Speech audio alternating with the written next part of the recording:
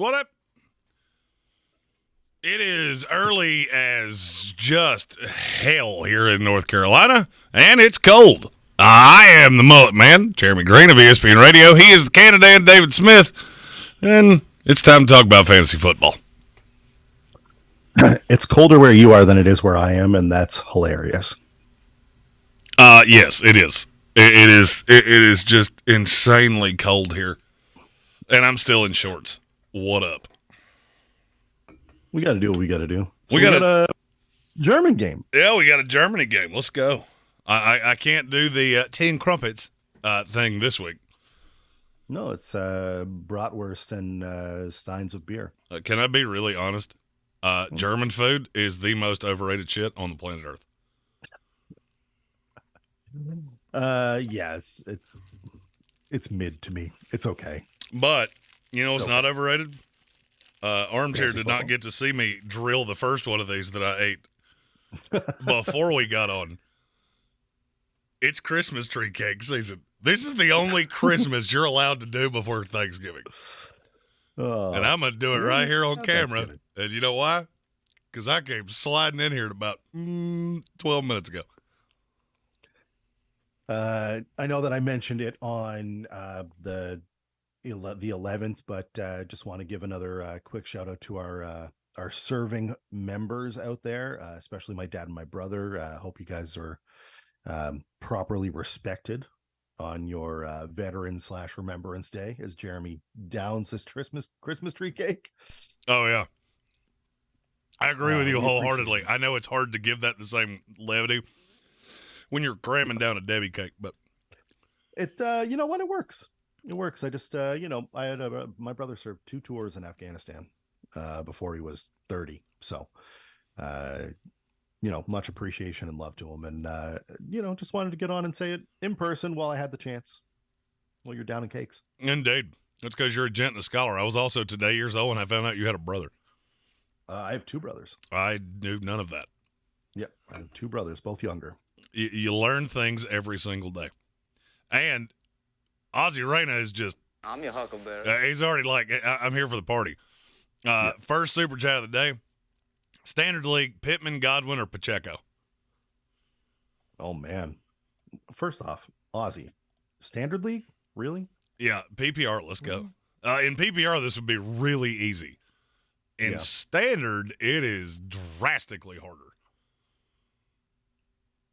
It might be Pittman. That's who I'm wanting to say. I'm wanting to say Pittman. It's not Pacheco.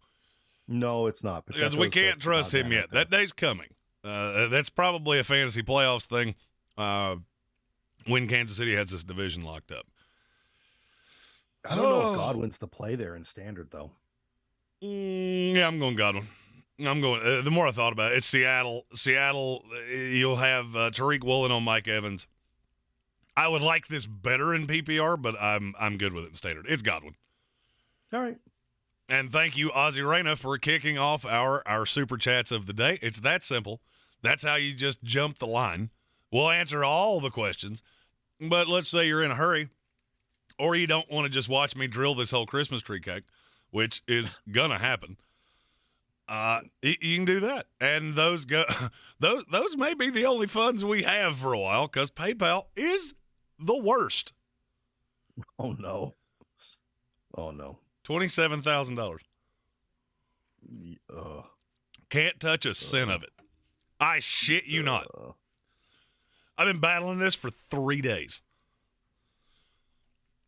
and I'll get it sorted out. But what the hell? The King of Beers is here. God, Dale Earnhardt Jr. is in the state, and he got a little. Oddly enough, he got skinnier and somehow got fatter than Dale Earnhart Jr. All at the same time. Wait till you see what he's wearing. I can't wait.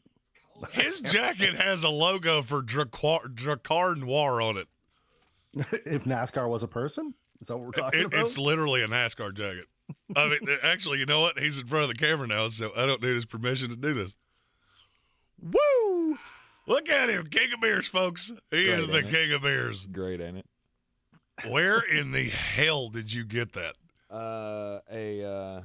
A guy who used to live in my house left this at my house like 15 I years think ago. there was a reason for that. The reason, yeah. How many Camel cigarettes were smoked to procure that jacket?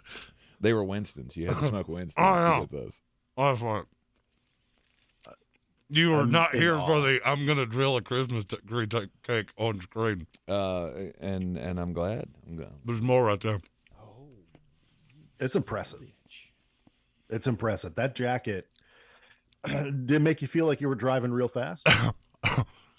Tank drove over here doing 98 miles an hour in the fast lane. I did. Only right turns to get in though. 100%. And that's why he's actually late, is because he couldn't turn right. He had to, it was all lefts. It's all lefts. It's all lefts. That's it. All lefts. Oh, the comments are fun. That jacket came from the Home Shopping Network. Good for you, JT Money. Satisfied Browns fan. Tank looks like the Publix deli manager. Yes. And we can't, it's not Publix, it's Ingles, low prices, love the savings. But Exactly. I'm learning. That's fantastic. That's one of the things that you do when you wake up in the morning after a year of having lost 90 pounds with the PhD weight loss program.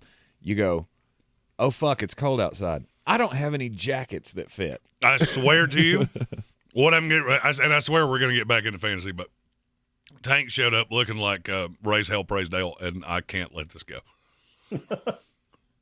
So I was here yesterday dealing with that PayPal fuckery that I was just discussing. There's somebody that comes in here and does a show on Saturdays. I'm not going to divulge the name. Somebody with them, I couldn't divulge the name on this one if I wanted to because I don't remember the guy's name. Apparently, he knew Tank in the before times. Hadn't seen him. Tanks. I hadn't seen him in years, and I guess doesn't do the Facebooks.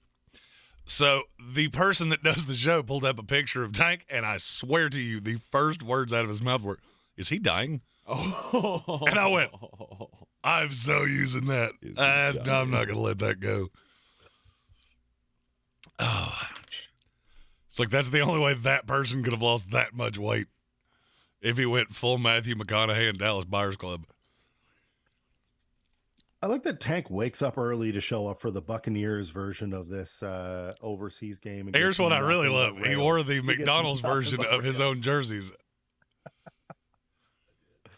Oh, Did you guys wake up this morning and go, what can I throw on that Jeremy will make the most fun It's of? going to be it's throwback day. Throwback to what?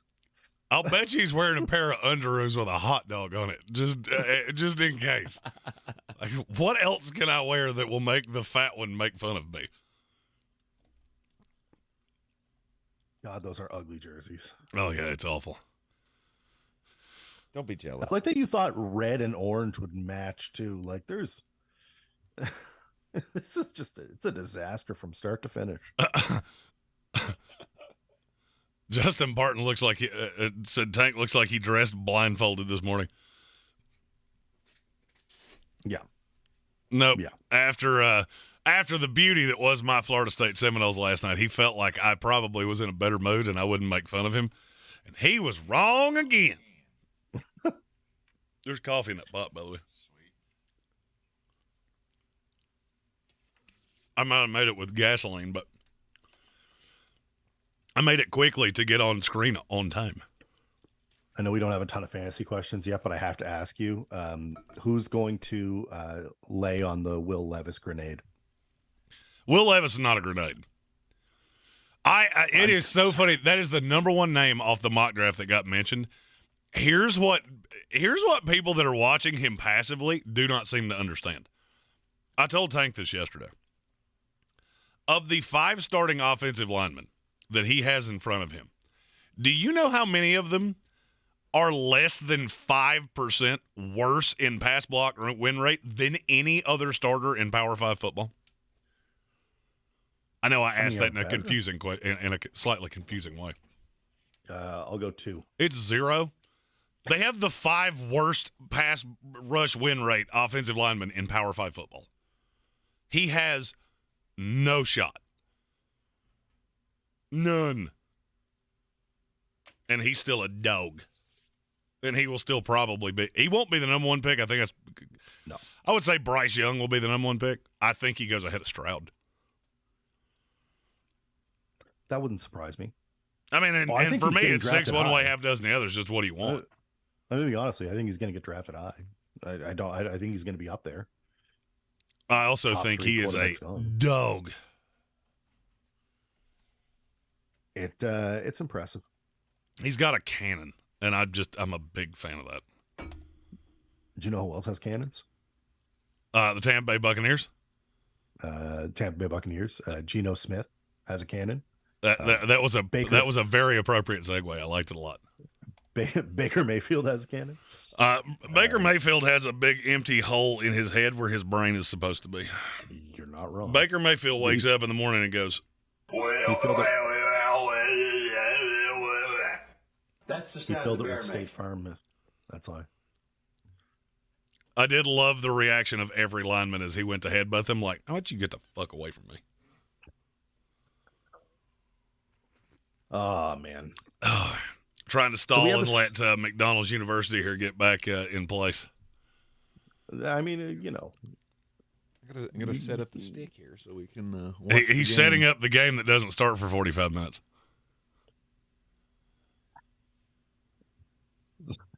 How high are you on Kenny Walker today? A lot, all the ways. I have him in practically every league I'm in, and I am just fine with it today. Hammer him. I'm also in quarterback hell because I have Kyler Murray in several places, and I don't know what to do with that. I know that's a lot. I know exactly what to do with that. I just don't have many options. So we added Colt McCoy, and we're riding Colt McCoy if we need to. Wonderful. You know, good thing is I draft well, so got a little grab ass room if I need it. Yuck, yuck. Is JT Kyler Money not says gonna play? Fields or Mahomes Mahomes, no in doubt. DFS. Oh, in DFS. Now that's a different question. Yeah. I think we had some before that too. We'll answer that one, and I'll go back and through and make sure we didn't miss anything. Fields in DFS, Mahomes literally anywhere else. It's going to be one of those days.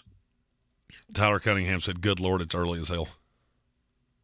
Yes, Agreed. yes, it is. Correct. Daniel Hillman asked if I had tried the Little Debbie ice cream, the Christmas tree ice cream. I have not, but I think I should. Now, I will say I don't like ice cream. Matt Mitchell says you should. I don't like ice cream, so I may not be that may not end the way that people would want it to. I also don't like ice cream. What is wrong with you guys? It's cold and it's. It's wonderful. If I'm gonna do an ice creamy type treat, it'll be a rainbow sherbet. I do like sherbet. I also like saying it. Like what? Sherbet. What did you say after that? I also like saying it. it. Oh, saying it. Oh, okay. I was like, what the hell is sang it? Nope, saying it.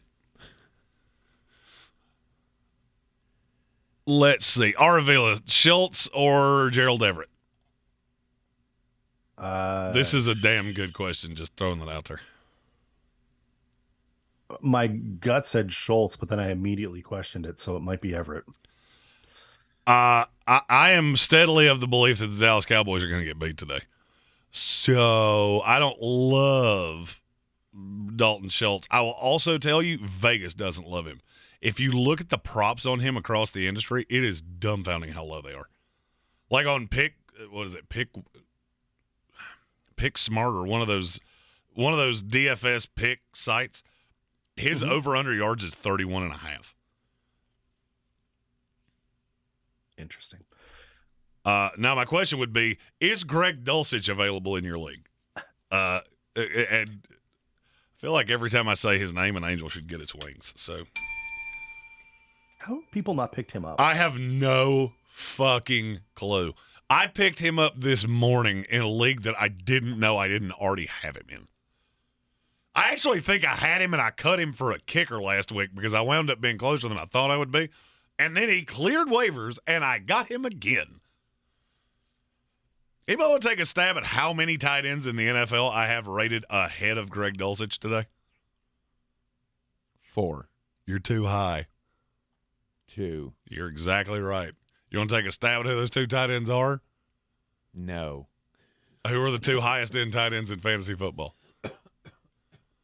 Travis Kelce. And Kittle? Today, Kittle. That's it. Greg Dulcich is numero 3.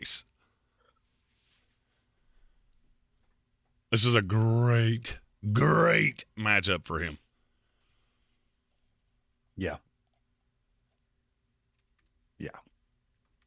I like but Dulcich to today. answer the original question, if he's not available, it's Gerald Everett, and it's not all that close. Do you agree, Armchair? Yeah, as soon as I said, so Schultz is the default to me because he should be in a better position, but he's not. And I immediately had to step back from that and was like, no, it's Everett. It has to be. I agree with you wholeheartedly. Let's see. M85 said he loved the Dale jacket on M85. I just wish it was his dad. Although it is natural, or it is a domestic light, so I get it. Yeah. Let's see. Ascendo said, what the hell is happening with Kansas State changing quarterbacks like socks in the middle of the game? I have no freaking clue. By the way, Pac-12. Tank's not in here, so I can talk all the shit.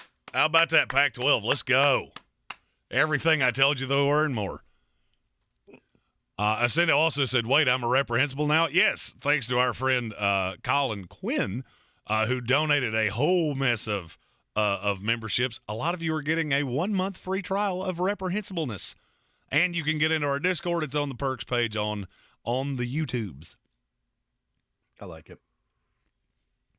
Colin Greene asked Traylon Burks or Greg Dulcich. Greg Dulcich is not even close. Dulcich. Yeah. I'm gonna be as clear about this as I can be. When I sat down to set my DFS lineup, I went to see, just out of curiosity, because I haven't been able to use Dulcich as much in Draftkings as I wanted to. I wanted to see how much he was, and then I audibly laughed out loud when I saw that he was 3,400. 3,400. 3,400. Let's go. Especially when there's a free play on the board in DFS. Armchair, do you know how much Trevor Lawrence is? If he is, don't answer. No, I don't. Probably 5,400 though. Tank, would you care to take a stab at how much Trevor Lawrence is on DraftKings against the god-awful Kansas City Chiefs defense? 5,700. You're too high. He's 5,400. Really? Hey, I was right. Yep, I was right. you were before exactly looking. right. Hey. Wow. I feel like Trevor Lawrence is a free space on the wheel. I mean, he's not going to score you 40 like Justin Fields might. He's also 54 freaking hundred. That is cheap, cheap. Stack him with Kirk. And allows me to get to a lot of these fellers that I'm just desperately trying to get to. Like who? Derrick Henry, for one. Saquon Barkley, if you have the money and he's not in your lineup, you did it wrong. Because he might run for 300 yards today. Damian Pierce in the same game. I don't hate that either because he's fitting to play. That was my only fear is that he didn't play. Mm-hmm. Here we go. Let's see. Matthew Hoffman, St. Brown or Pittman, wide receiver 2. I have Debo wide receiver and use for him as my flex. Okay, that brings up a good point. Your flex player should always be the last player that you have to play. Solely because of this situation. Now, it worked out for Matt Hoffman here because Amon-Ra St. Brown's the right call. Yeah. But always keep flexibility open. If a guy plays on Thursday night, he should be in a running back or a wide receiver or a tight end. Whatever position he plays, he should be in that. Yeah, never play your flex on the Thursday game. Ever. And if you can avoid it, don't play him in the 1 o'clock game. Just gives you a lot more flexibility. See what I did there? What a bunch. Good. Let the hate flow through you. Stephen Tao asked, is that a creamsicle Bucs jersey? Yes, sir, it is. Well, I mean, it is. It is ish. Ish. It's the same color. Ish. All right, you show me where Bucko Bruce is on that. Oh, yeah, there's not one. There you go. So, I mean, that's what it was trying to do, and I respect your effort. This is official practice jersey Of the XFL. No shit. No shit. Tampa Bay official practice jersey, purchased at the stadium In 1982. There you go. G-Baby asked a question for me. Will the Raiders win or lose today? I'm not going to lie to you. I don't know. I don't know. That is the game that has been the hardest for me to pick all day. They will lose. Or all week. I feel very confident they will lose this game. I don't. I kind of am with Tank on this. And I know that's rare. I don't tend to agree with him very often. You're confident they'll lose, or I'm you feel confident there's they a will good lose. chance that they'll lose? No, I feel I'm confident they will lose. That is just to me, the Raiders are a team that are going nowhere. Who's gonna score for Indy? Is Sam Ellinger a 300-yard, 2-tutty game today, or are we just gonna kick field goals out? No, we're kicking field goals. This is field goal kicking time. Can I be real honest? I didn't want to say this early, but I'm gonna do it. Jonathan Taylor's my third favorite player on DraftKings There today. you go. Because he's going to be low owned because everybody thinks the Colts blow dead Bears. And Jonathan Taylor hasn't been good, so his salary is depressed, and he's playing against a shitty run defense. And this is where I take my metaphorical fantasy penis and put it in the world. That was a hell of a song, man. It was. That's- Yeah. Wow. I do that a lot. Getting all I like singing sing-songy I like this morning. singing things. Yeah, Jonathan Taylor was the third player that I put in all of my life. Because I saw his price and I went, I feel like this is Lucy pulling the football out from underneath me, but I can't not do it. I can't not do it. Right. I mean, I've lost all faith in Josh McDaniels solely. Still believe Derek Carr is good. Obviously, Devontae Adams. You got nothing else on that team. I mean, Josh Jacobs, and they'll run the ball fine, I guess. I don't know that they will. I don't know. Armchair, what are your thoughts on my little ditty? B, the gist of that little ditty, which is Jonathan Taylor is a dog today. I like Jonathan Taylor today. The ditty was a B+. I'll give you a B+ on that. Maybe a A-. I did an old barbershop quartet. It's off the cuff. I did an old barbershop quartet minus the quartet. Yeah. That offensive line has been bad. It has. Real bad. And So has that run defense for the Raiders. I know. I have a hard time putting all of my faith in the Jeff Saturday basket. So And it's not that I think that he's look, I get it. He's not going to, I know he's not going to, it's not going to be, this is not really a Jeff Saturday game. They're not getting a bump. They're not doing any of that.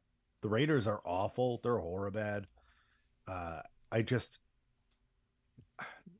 Jonathan Taylor is it. He's the only playable piece in that game. I wouldn't touch anything on the Raiders side.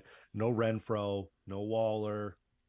that's the thing. I feel like the Raiders are going to get behind, and then it's, hey, you know, you remember how Frank Reich refused to use Jonathan Taylor? I'm not fucking Frank Reich. Right. That's exactly how I feel like this is going to go. Jeff Saturday's probably sitting back going, run the damn ball. Plus, here's the thing. You got to understand, we know Jeff Saturday, and Tank is not in any freaking way objective here. No. No, he thinks No. Jeff Saturday's going to come in. He's like, this is the best hire in the history of pro football. Old Blue Eyes is going to run it up your ass. Let's go.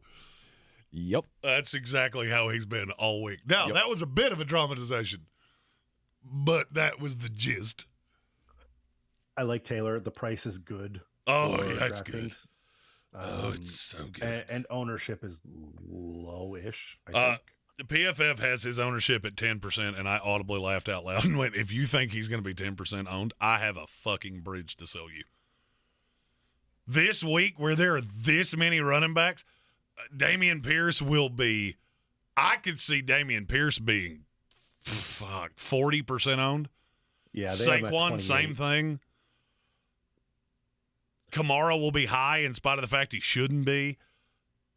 Probably Tony Pollard, Josh Jacobs, Travis Etienne, Derrick Henry. They're all going to be high, and you're trying to convince me that Jonathan Taylor will be 10% owned? Fuck out of here. He'll hit 5 if he's lucky. Even being cheap as shit. I like Taylor today. I have no issue with Taylor today. I also don't think that I'm not as wholly convinced that the Raiders are just going to choke this game away. I think that it's going to be a lot closer. And if this goes the way it should be a run-heavy offense. I don't think Ellinger's going to do much. I don't either. No, they won't let him do much. No, but he is still enough of a threat with his feet that it could lead to increased opportunities for Jonathan Taylor. Mm-hmm. And that is my philosophy on that one. I get it.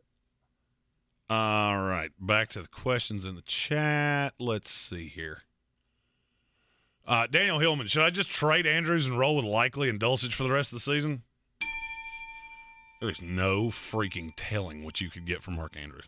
And Greg Dulcich is just a shade behind him. Behind Mark Andrews? Mm-hmm. Really? Rest of the season, he's my tight end 5. Wow. Okay. In an offense with Cortland Sutton, Jerry Jeudy, and KJ Hamler, who is leading them in target share since Greg Dulcich was activated? Greg Dulcich? And it ain't even fucking close. Okay. I mean, he's beating everybody by 20%. I don't know if it's Nathaniel Hackett or if it's Russell Wilson, but one of them wants to do just nefarious things to his undercarriage because they love him a lot. Well, that makes me happy because I have him everywhere. As you should, because I've said it You here should. about 1 billion times. We've only been talking about it for 4 fucking weeks. JT Money said, so Dulcich over Friarmouth? Yep. Yes. 100%. Calvo, morning guys, Swift or Jamal Williams today? Ugh. I have a dedicated lean here. I'm still on Jamal Williams. Tankerous? I think it's Swift. I think Swift's getting to the point where he's healthy enough to take the starting role or the starring role back. And I don't think he will do that all season long. Really? Nope. I think it's Jamal Williams. That will be my answer to this until someone proves me wrong. Okay. This team sucks. So they're just throttling him back. Mm-hmm. Limit the opportunities for him to get hurt. How many Move times on have to they next done year. this? How many times you got to see him do this before you go, oh. 37 leagues. How many shares of DeAndre Swift do I have? I don't know. I mean, and I have shares of everyone. There's virtually no one that I go, I have nothing. Mm-hmm. I have nothing of DeAndre Swift. Not in a best ball league, not in a shit, because I knew this was coming. He would get hurt again. They would look at him and go, well, you're really important to our offense, and we're fucking terrible. So let's put you over here and let formerly fat Jamal Williams do this. So I'm going Jamal Williams. And I be honest with you, I don't think it's all that close. Really? It isn't. I could see a path. And let me pull this up from last week. I came sliding in here, so if you see me feverishly tapping away, it's because I didn't have the chance to pull up all of my things that I love to use. Running backs. Dude. Last week, how many snaps did DeAndre Swift play? 22. You're too high. 14. You're too high. 6. It's 10. The week before that, he came back out-touched Jamal Williams. Why? They're getting blown out. Mm-hmm. Well, here's the problem. They got blown out, and now you're to this point looking around going, this is a guy we believe in for the future. So why would I run the tread off the tires on him when we're 1-8 or 2-7? Mm-hmm. Why would I do that? I've got this experienced vet running back that is good in pass pro, can do all the things he needs to, so it's not hurting any of the young guys. So, yeah, I'm going to keep doing that. Okay. Swift is made of styrofoam. Yes, he is. I've yet to see him have. He's had a couple of flashes where people have been like, this guy's going to be great. And when he's healthy, he is great. The problem is he's never healthy. Yeah. I'm running Jamal Williams until the team tells me that they're ready to run Swift fully. Until they're ready to run the damn ball. Yeah. I used that line a bunch of times yesterday, only it started with punt instead of run. Ooh. I don't know why college teams just look at punting and go, mm-mm. We don't do that shit around here. Analytics. We're on our own 22-yard line. It's 4th and 1. Go! Let's see here. Daniel Hillman, Khalil Herbert, DeAndre Carter, or Jarvis Landry in the flex today. Khalil Herbert. Not all that close. Yeah, I second. I would agree. I'm not really sure I care that Jarvis Landry's coming back. I do. I just don't trust it. I'm always nervous of players that have a bit of an injury issue when they come back from shit like this in the first place. Mm-hmm. Oh, hold on. The math ain't mathing here. Did we miss a super chat? Yeah, we did. Oh shit. Satisfied Browns fan. Shit. Oh, it's for. He was talking to his Browns. He said, "Run the fucking ball." It's more fun to do it that way. Eric Miller said he needs a quick one. This is also a super chat. I'm your huckleberry. I'm your huckleberry. Need a quick one. Kate Otten or Taysom Hill from It's Kate Otten. Kate Otten, not close. It is. If you have a question that involves the Germany game, I would highly say I advise doing that. Mm-hmm. Because last week we had a few of those that we didn't get to, and I felt bad about it. There's nothing we can do. It's how the show is structured. Kate Otten is the one. He's got that rapport now with Tom Brady, where he's become Brady's safety blanket. And I'm a level with, I don't love either one. With Cameron Brate back, I could easily see this being a, hey, look, Cameron Brate out-snapped, not because he should, because Todd fucking Bowles. Maybe. Yeah, see, you're shaking your head at me there like nobody with an IQ above Dickwater would do that. Look, he may out-snap him, Todd Bowles. outdo he won't him in the stat sheet. He won't get more targets, I guarantee. No, but Seattle's also like 4 versus 2 catches. That's my fear. My fear is this is a sludge fest. Mm-hmm. B is a big Chris Godwin week, and nobody else is sustainable. I mean, if Tampa Bay scores 20 points in this game, Godwin gets in the end zone. Everybody else is touchdown dependent. Mm-hmm. Everybody else. So I love it, but in that situation, I mean, I have Kate Otten as a back end tight end one today. Yeah, I think he's 14. That's exactly where he should be. DFS, Justin Parton wants to know Pierce, Montgomery, or Herbert. Yes, Damian Pierce, but he will be high owned. Just know that. And when I say high owned, I mean the highest owned player in fantasy football, and it will not be close. And I'm doing it too, just so you know.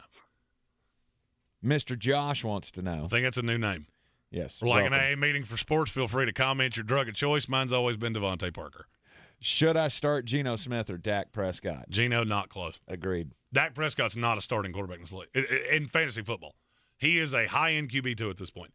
Plus, I'm going to say this again, the Green Bay Packers are going to beat the fucking Dallas Cowboys.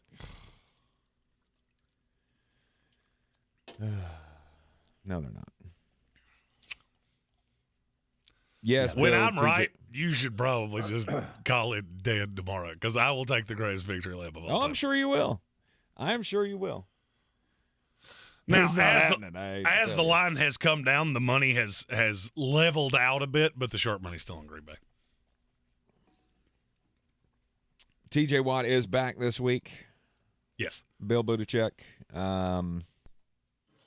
Jimbo Fisher wants to know JT, Pierce, or Kenny Walker, full PPR pick 2. I'm starting to think that's actually Jimbo Fisher. Like, I'm waiting for him to say, should I play Haynes King next week? No. That's a hell of a conundrum, though. Yes, pick it 2 is. Between Jonathan Taylor, Damian Pierce, and Kenny Walker. I'd go Pierce and Walker. I'd go JT and Walker. I would go JT and Walker. It's just been so bootsy. I'd rather take the sure things. And I think a at this rookie point, running they are back the is sure never thing. a sure thing. It's never a sure thing.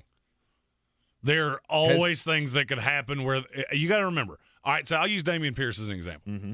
they obviously trust him infinitely. He is the guy moving forward. Yes. If he misses a block that gets Davis Mills killed, don't be shocked if Lovie Smith goes, sit your ass down. Watch for 2 or 3 drives. Right. And that could be the differentiator between those two. Kenny Walker, I don't see a path for that because there's not another running back on the team. Right. No. But I would go Jonathan Taylor. I think this is a Jonathan Taylor week. It kind of goes back to what I said about was that last week with Devontae Adams? Like you don't want to sit Devontae Adams and then be like, oh look, he had 40 on my bench, and then he went nanners, and then he had 40 last week. He sure did go nanners. He sure did. And then he went nanners. Start your studs. Ascendo says, gents, some whackers, Giants -4. You can take 4.5 too. Just don't take 5 or more. Vikings He's money talking about line. buying points. Yeah, Vikings money line and Justin Jefferson over the yards prop. Doesn't matter what the number is. It'll be under 100. 150 plus today is what he's calling for. Yeah, I like the Justin Jefferson side of that. That's pretty good. The Giant side of that makes me nervous because the sharp money has been on the Texans for whatever fucking reason. I don't agree with it, but it always makes me nervous when I start seeing that of, okay, what do you know that I don't? But I don't mind it. It just I'm not buying any points back here. It's for me. I'm going at the line. I may even buy a point back to get it to a field goal. And the Vikings money line. Let's see the Vikings. Who do the Vikings play? Buffalo. Josh Allen's gonna be active. So I think that is risk at your own peril. Strolling down the list here, I know we're skipping some, but I'll go back because I saw a Rashad White question here. Rashad White or Darrell Henderson in a PPR from Ryan Mahoney. Say it one more time. Rashad White or Darrell Henderson. Darrell Henderson, not close. Yeah. We have 2 of these. I'm your huckleberry. Jason Quinones asked Metcalf or Monty, Dak or Tua. For me, I will go Metcalf over Montgomery. I think DK could go stupid today in Germany. And I'm going 2 over Dak, and it's not all that close. Mm-hmm. I think Dak is a much better real – now Dak has completely flipped. I think he is a much better real-life quarterback than he is fantasy. Well, I think they've convinced him. I don't think they've convinced him of shit. I think they finally convinced Kellen Moore, hey, run the damn ball. And he finally listened. Right.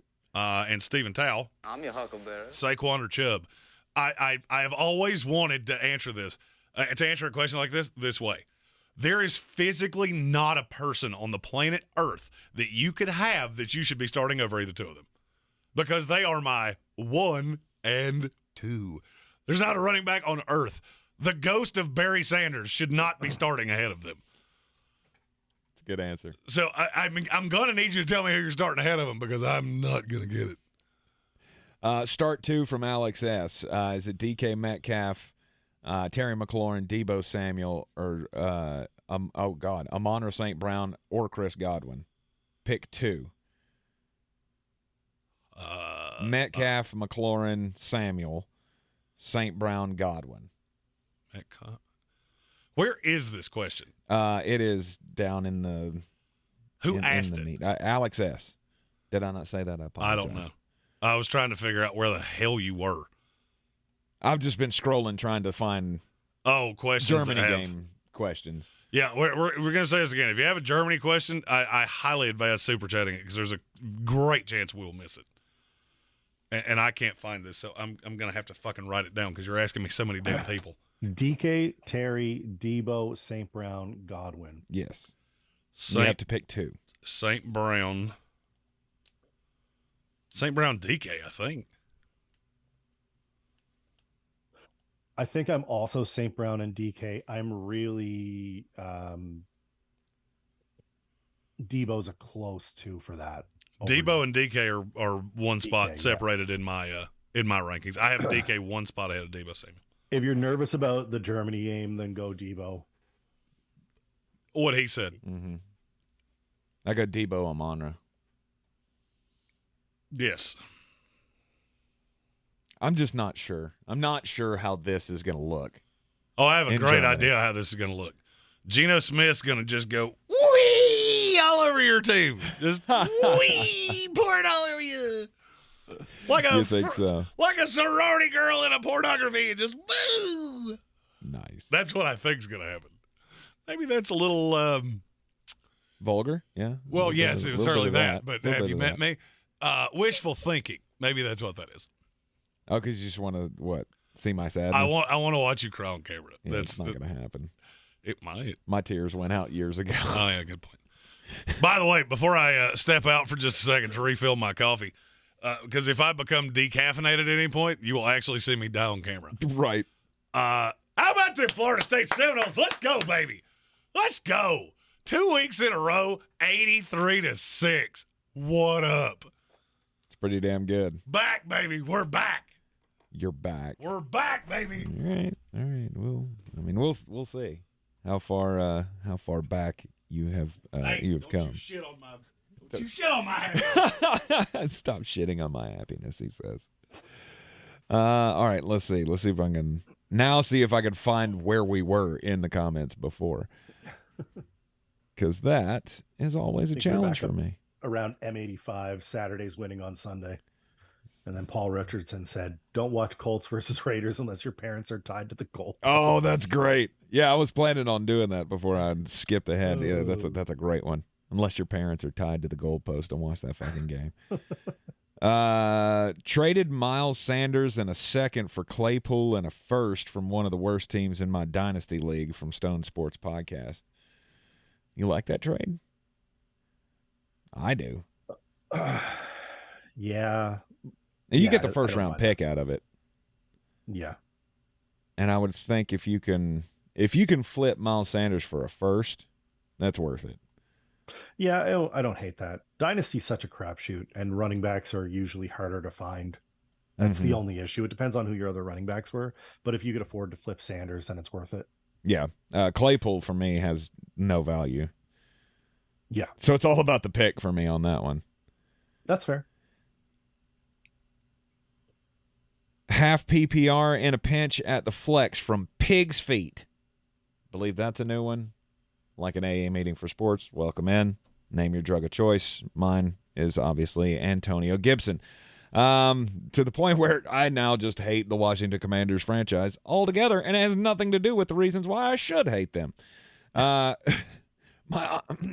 options are Melvin Gordon, Mac Hollins, or Rashad White. Help me out.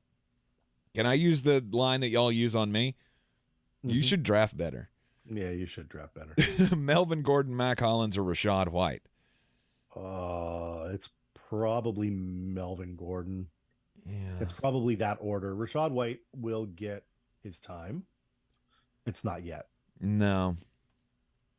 I don't see them. The coaching staff for the Tampa Bay Buccaneers is not abandoning Leonard Fournette. Probably They should, but they won't. But they won't. Exactly. You're right. They won't. But they should. They should, but they won't. Because Rashad's the guy that I think could be that James White role, but they still want to try to use Leonard in that role. And he's good to catch it 2 yards behind the line and end up at the line or maybe 1 yard ahead. Yeah. Oh, Lenny. M85 says if Carr looks like crap again, throw in Stidham. Hey, why are we coming through on the ESPN feed? Oh, I've still got the board on. Okay. On that board. Stroke. You can turn it off. Yeah, don't. I about had a. Jeremy's freaking out because we're coming through another studio's board. Fantastic. He's like, oh, are we on WWNC right now? No, we're not. Amazing. Amazing. No, I had that set up to record the basketball game that we did yesterday, and forgot to turn it off after I was done. Thoughts on Claypool this week from Matthew Hoffman, advertised to get more tote. I don't care. I don't trust anyone not named Patrick Mahomes in that offense. Kelsey there, I guess, but that's it. What are you going to do? Well, like who? So Claypool's going to get more tote. Great. Chicago doesn't throw well. Sorry. I'm thinking Juju. Yeah, you were thinking Juju. I was thinking It's the Juju. one that didn't get out of Pittsburgh. It's the other one that didn't get out. Yeah. No, I don't like Claypool because Justin Fields throws 175 yards a game. Yeah. Good God. He can get more toad. What's he going to get? Fucking Bears. 5 catches? One of these days, you're going to have to explain to me how you did that, because that's a new little trick. Oh, I just had it pulled up on that board so I could record the game yesterday. But it was in program. It was in program 2. Oh, Aha, see. That's how we go. Yeah, I'll teach you that one. It's a nice little trick. You can go studio to studio. You can also make Jeremy poop in his pants. You which, can. Which I understand why you would do that. 'cause I you're in almost here did. Cussing away. Yeah. All right. So Matthew Hoffman asked thoughts on Claypool this week. He's all right. I'm not jumping up and down about it. I have him at wide receiver 39. You know how many weeks in DFS he scored more than 10 points? 0. No, it's a few. I think it's 2. I mean, I don't mind him in DK. He's really cheap. 12.5 against Pittsburgh in week 8. 23.4 in week 6 against those Tampa Bay Buccaneers. He also had 10 on the dot in week 5. Again. Fire them cannons, put more powder. So it's hot garbage. And it's mostly touchdown dependent. Mm-hmm. 2 receptions for 13 yards last week. Blah. Yeah. Here's a question from roster question from Beda, Beda. I think that's a new one. Mm-hmm. We're like an AA meeting for sports. Feel free to comment your drug of choice in the comments. Mine is Jonathan Taylor this week. Jacoby Brissett or Mac Jones, a quarterback, Daniel Jones or Daniel Jones. Daniel Jones. Oh, don't play Mac Jones at quarterback. Jesus. He's on a bye and he's not good at fantasy. Yeah. Daniel Jones. Yeah, I was gonna say if it's Mac, go Brissett. If it's Daniel, go Daniel. Yes, it's Daniel. Okay. It has to be Daniel. Okay. It has to be Daniel. Mac's on a bye. Oh, that's right. Okay. Good for you. Hey, Patriots fan knows when his own bye is. Mooney or Sutton? Full PPR. Sutton. I think I'm leaning Mooney on I that. think I am too. With Greg Dulcich, it has really made Cortland Sutton just bootsy as hell. Sutton is the only wide receiver I trust in that offense. Do you know the last time? All right, that's in standard. Hold on, we don't do standard around here. Nope. In PPR, in the last 3 weeks with Greg Dulcich back, how many points does Cortland Sutton have combined? It's not good. 23. You're too high. No, way too high. 17. You're too high. Like 14. You're too high. It's 11. It's 11. Damn it, I was almost there. Yeah, I'm on Darnell Mooney.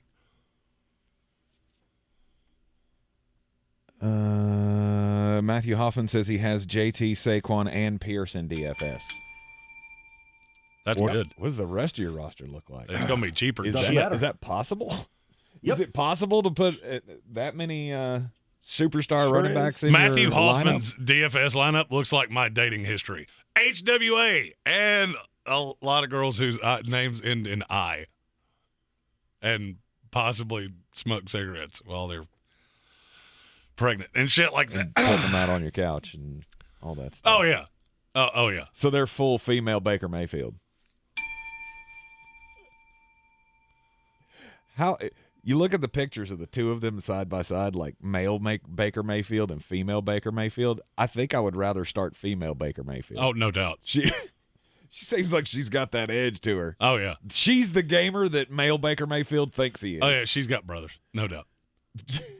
And she probably fucked 2 of them. Oh God, I'm glad that didn't come out before I figured out the thing in WWE. I'd have gone back to that, and there would have actually been a puddle underneath me. Oh no. Woo.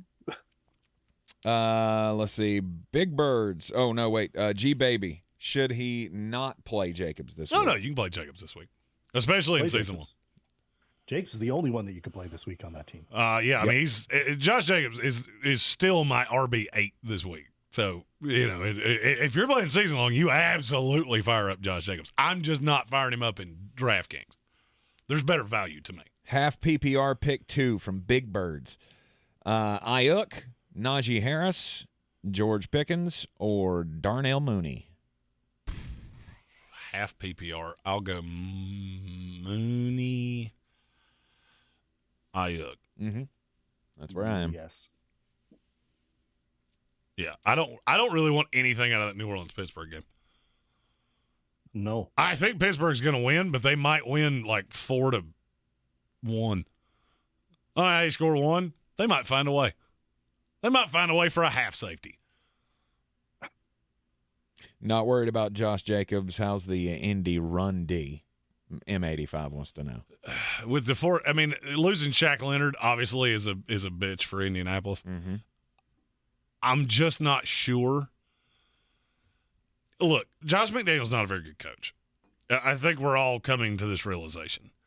There is a chance that they get behind, and when they get behind, he tends to abandon the run. They do dumb shit. Yes, and I could also see that. I could see Devontae Adams having 17 targets today, and I just don't like it. I mean, with Indianapolis' defense has not been great, but I could see this being a less than ideal day. I don't know why. I don't have a good answer for it. Generations with a super chat, I'm your huckleberry. and it says try again with an emoji on it. I don't know how he did that. That's actually impressive.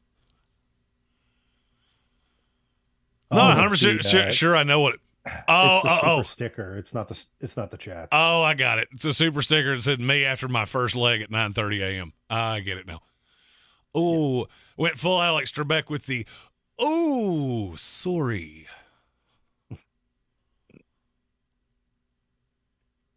I'm trying to find where we're at in the chat because I had to scroll down to see the super sticker.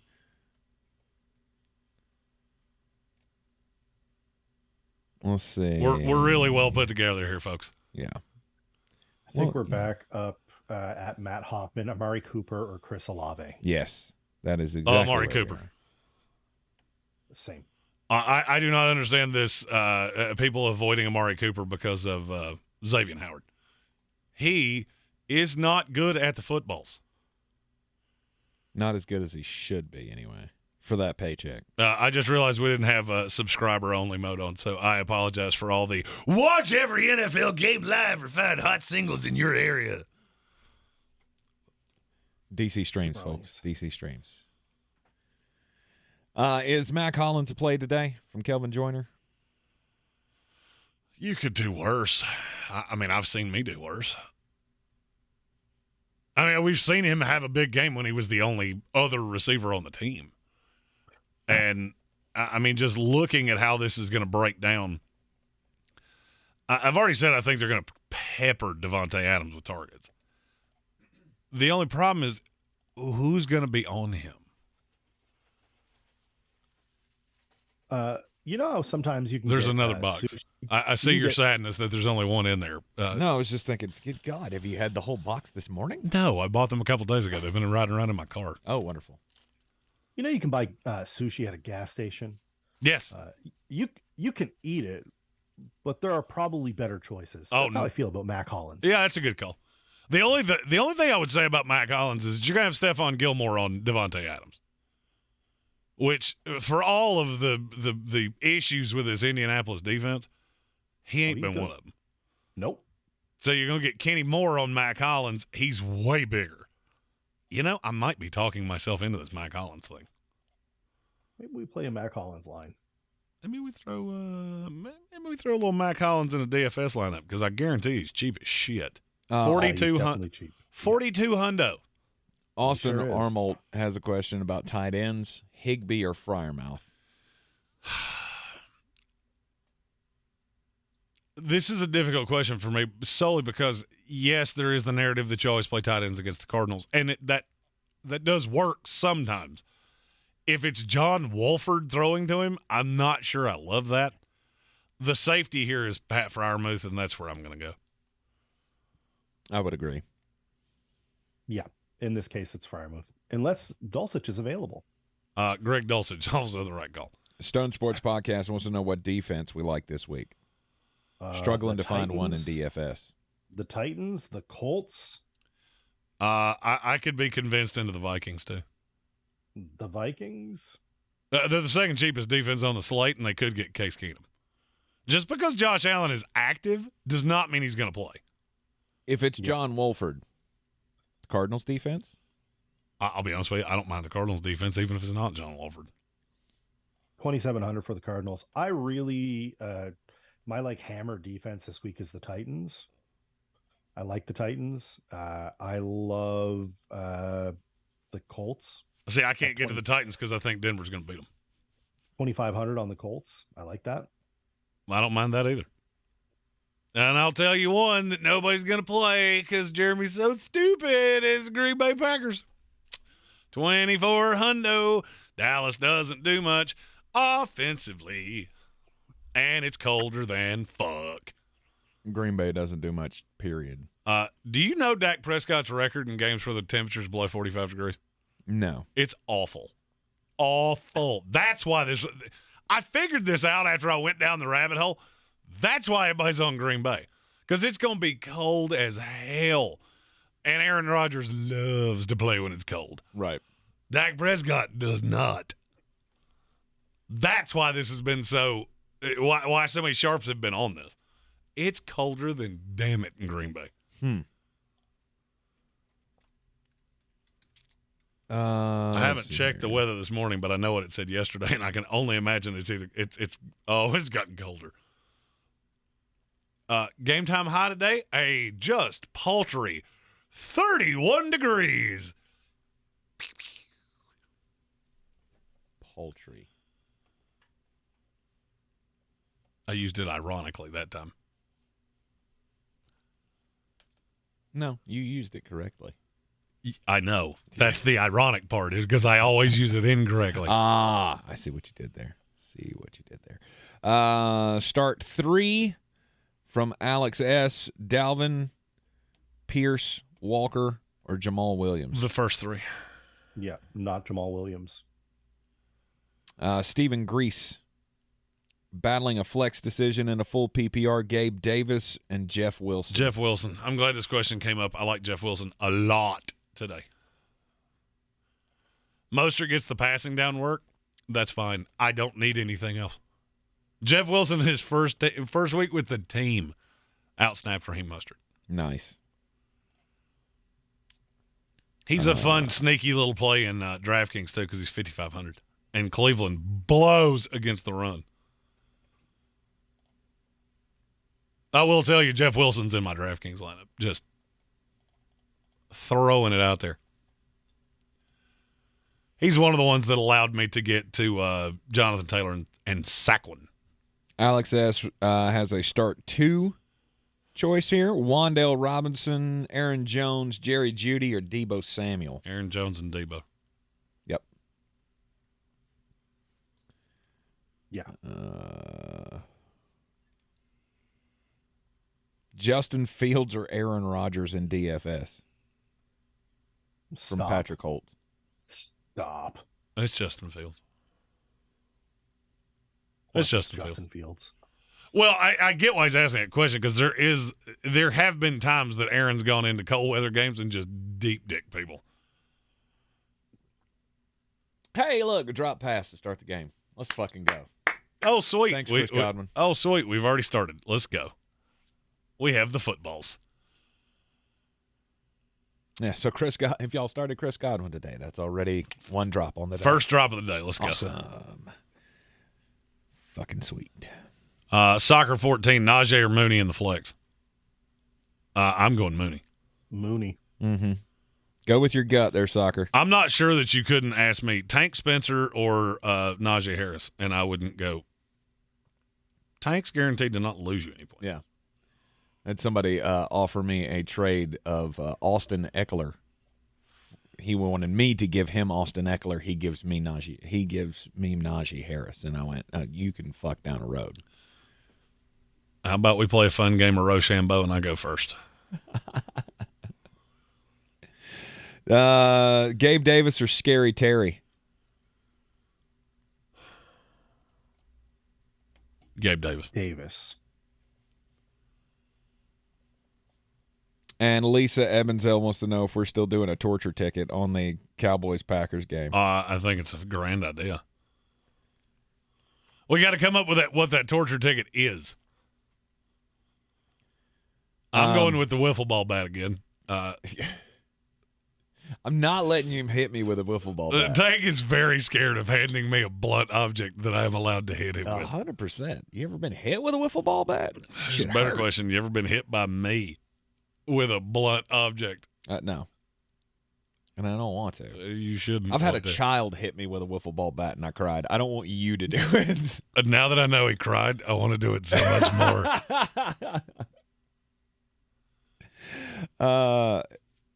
Yeah, we're up for doing a torture ticket. Just nobody's given us the best idea yet. We haven't seen that one idea that went, yes, that's perfect.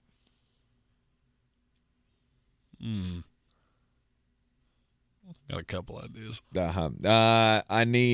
She says she needs another Chiefs weapon besides Juju. Today? Mecole? He's out. Oh, is he? Yeah, which is why I'm leaning Sky Moore. Isaiah Pacheco. Yeah, I can't get to that. I can't get to that yet. Devontae Smith or Darnell Mooney from Scott Gunther while he's looking for another Chiefs weapon. Or is that your answer? Or have you given your answer? I think Sky Moore is going to be my answer. There's another one that I kind of want to say Justin Watson. Justin Watson? They give him snaps. I don't know that I understand why, but they like him, and it's very obvious. Mm-hmm. They sure do. And he's the only one that I think can play on the outside. You know what? I'm going Justin Watson. Is it not the last need you ever needed? No, he's another slot guy. That's the problem with Kansas City. They have a bunch of guys that can't play on the outside. Yeah, you know what? I'm going Justin Watson. That's a fun dart throw in DFS, too. If you really want to differentiate your lineup. Devontae Smith or Darnell Mooney from Scott Gunther. I think I'm Smith on that one. This is one I'm actually going to have to go to the rankings on. I'm going to assume PPR.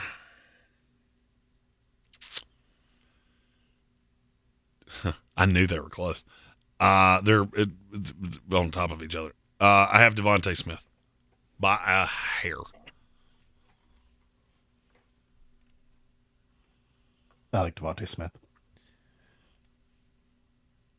Sorry, I was about to say, focus it. Sorry, Come on. I got caught by the game here because it's it's Tampa Bay time. It's time for Tampa Bay to fuck up because it's third and long, and we're gonna give it up, no doubt.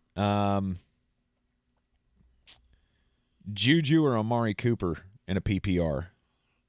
That's from LeGrand Duck. We're gonna let us know if we pronounce it. That's a new name. We're like an AA meeting for sports. Welcome in. I'm going to Amari Cooper. I'm not scared of Xavier Howard. No, me neither. And in fairness, I don't mind Amari Cooper in DFS. I think you could do markedly worse. David Montgomery or Dalvin Cook at the RB2 slot? Dalvin Cook. It's from Doob 6787. Doob. He must be rolling doobies. Sorry. He must be friends with the Stone Sports Podcast. By the way, we're 11 short of 3,000 subscribers. Let's go. Let's hit that today. Tired of looking at that number, much like I'm tired of talking to PayPal. Mm-hmm. They just flashed a note up on the screen, and a little graphic that said, "This is the first international game between two teams leading a division." Hot. That just shows you, or gives you further proof about the let's go Joe Tryon Shoyinka. Big sack. Focus. Can't do it. But yeah, that shows you the dog shit matchups that we give the international games. So we give the international matchups before the season starts. It's not like they don't plan and everybody has to, I think the owners have to agree to go. There's all sorts of politics involved with it. They can only force you to go once every 3 years. Yeah. I think it's every 3 years, unless you're the Jaguars, who they agreed to this. How do the Packers get away with it? Because this was the first time they've ever been, right?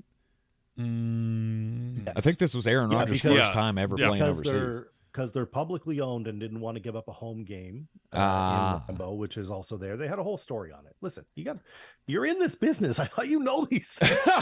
One would think. Shut up. You didn't know that either. Yes, but the difference is because I don't care. I don't care who plays in these games. I know what's coming. We're going to be doing one of these a week, probably next year. If it's not next year, it'll be the year after. Mm-hmm. I'm still surprised they didn't do another Mexico City game. They're not actually. So the problem with next year, they're not sure that they're going to have the stadium. Right. The stadium's being renovated for the World Cup. Yep. So they're having one. Aren't they having one in a couple of weeks? Well, World Cup's in 7 days. We're talking about the 2026. The next World Cup. The 2026 World Cup is going to be North America. Isn't that how that works? And so there's going to be spots in Mexico and Canada and in America that are going to be hosting. And they're using Azteca as part of it. Right. So I think what I read the other day that there's going to be one in a couple of weeks. And then after that, they don't know that they can use the stadium again because it's going to start being renovated for the 2026 World Cup. Eno Benjamin versus the Rams defense or Tony Pollard versus the Packers defense? Tony Pollard. Tony Pollard. Not close.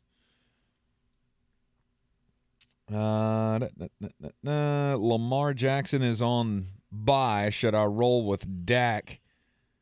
Do you have to? Free agent quarterbacks are Jimmy G, Andy Dalton, Jacoby Brissett, and Russell Wilson. I like Jimmy G out of that. You'd rather play Jimmy G over Dak in the cold? Yes. Okay. Yeah. Yeah. I'm not sure that's not Russell Wilson, but I Could be can't. Russell. I I'm with can't Russell. get with Russell Wilson. Jimmy, the only thing that gives me even a little bit of hope for Jimmy is CMC is great at yak. Yep. And Jimmy can just dump it off to CMC and have a air yard, like a singular air yard, and still get 20 and 30 yards. Debo does the same thing. Then Ayuk across the, in the slot there. Nothing but good. But I love the fact that they're fully healthy against a Chargers team that is killed. Yeah. Because he'll have all of his weapons today. This is probably the first time all season that Debo, Ayuk, and Kittle have all been on the field together. If not the first time, it's like the second or third time. So yeah, I would say Jimmy G there as well. Jeremy, did you see that what Jameis Winston said about the Saints hiding injuries over the weekend? I Colin did Greene not. wants to know. Your cousin Colin, there's a conspiracy going down. They're hiding injuries with the Saints. Whatever the Saints are doing that might be untoward, it's not a positive for them. This is not. It's not helping them win it's not games. working. Right. It's not helping them win games. So I guess do what you want to do while you lose. Claypool or Gallup? Matthew Hoffman wants to know. Ooh. I'm going to go Claypool there. Yeah. I don't like that Dallas offense with it being this cold. Yeah. Jamal Williams, Rondale Moore, or Mac Hollins? RIK wants to know. In a PPR, Jamal Williams, Rondale Moore, Mac Hollins. Jamal Williams. Mike Collins, too. Yeah, I'm on that. I agree. Okay. Jamal Williams is your answer. R-I-K, or is it just Rick? I'm going to assume it's Rick. Do you know anybody that spells their name R-I-K? Okay. I don't. It's the first time for me. Stone Sports Podcast wants to know Henry or Saquon today. Saquon. Saquon's my number one running back of the day. Houston is horrible against the run. Why Big Jordan wants to know why I let Jeremy send Levis to his team in the mock. We don't deserve this. Did you send him to the Bucs? No, I sent him to the Panthers. Oh, to the Panthers. I'm assuming he said to the he's asking why did you allow me to send Levis to his team in the mock? Right. He said So I'm assuming us. he's a Panthers fan. He said us. Send us Levis in the mock. And I'm Levis went to look, there are a lot of people around this industry that think Levis is the number one quarterback in this class. mm-hmm. Now, you and I said this earlier, you have to understand this is the worst offensive line in Power 5 football. So you can't hold this against Will Levis. Now, if you want to do that, you would have missed on Patrick Mahomes, Josh Allen, Justin Herbert. I'm trying to think of who else got sacked a lot. There's at least another one. So, I mean, you got to look at the talent. Will Levis is the best arm talent in this class, and it's not all that close. But Bryce Young is the best quarterback. Mm-hmm. But he was gone. And somebody's gonna take him. Your Panthers keep winning games. That's not my fault. I tell you every week, they lose. Just lose. Yeah, I don't know what your big bugaboo about Will Levis is. Well, because but I he think threw he's gonna be 504 fine. yards yesterday, and they lost to Vanderbilt. I knew it was coming. Mm-hmm. Hell, it came before that, so it's just going to come in greater droves now. But he's still a very, very good NFL prospect. And the Tampa Bay Buccaneers missed a 52-yard field goal to keep it scoreless in Germany. Hot. Fuck. Your team sucks. Yeah, that's why I wore this today. We're So back. you- We're back to the sucking ears now. So I'm not wearing the new shit anymore. So you could claim that I'm not actually a fan of the Buccaneers. I just work at McDonald's football school. Devontae Smith or Deontay the Squid Billy Johnson? Pennywise wants to know. Devontae Smith. I don't want anything for the Pittsburgh Steelers today. Mm-hmm. No, thank you. Rick has Olave or Metcalf. Metcalf, but it's close. Metcalf started? Yep, he already started. Oh, yeah, that's one of those questions. We knew that was coming. Yep. Hope you started Metcalf. I mean, although if you didn't, Chris Olave is a hell of a alternative. Did you ask Cryptoon's question that I'm sitting here looking at? Because I don't remember answering this.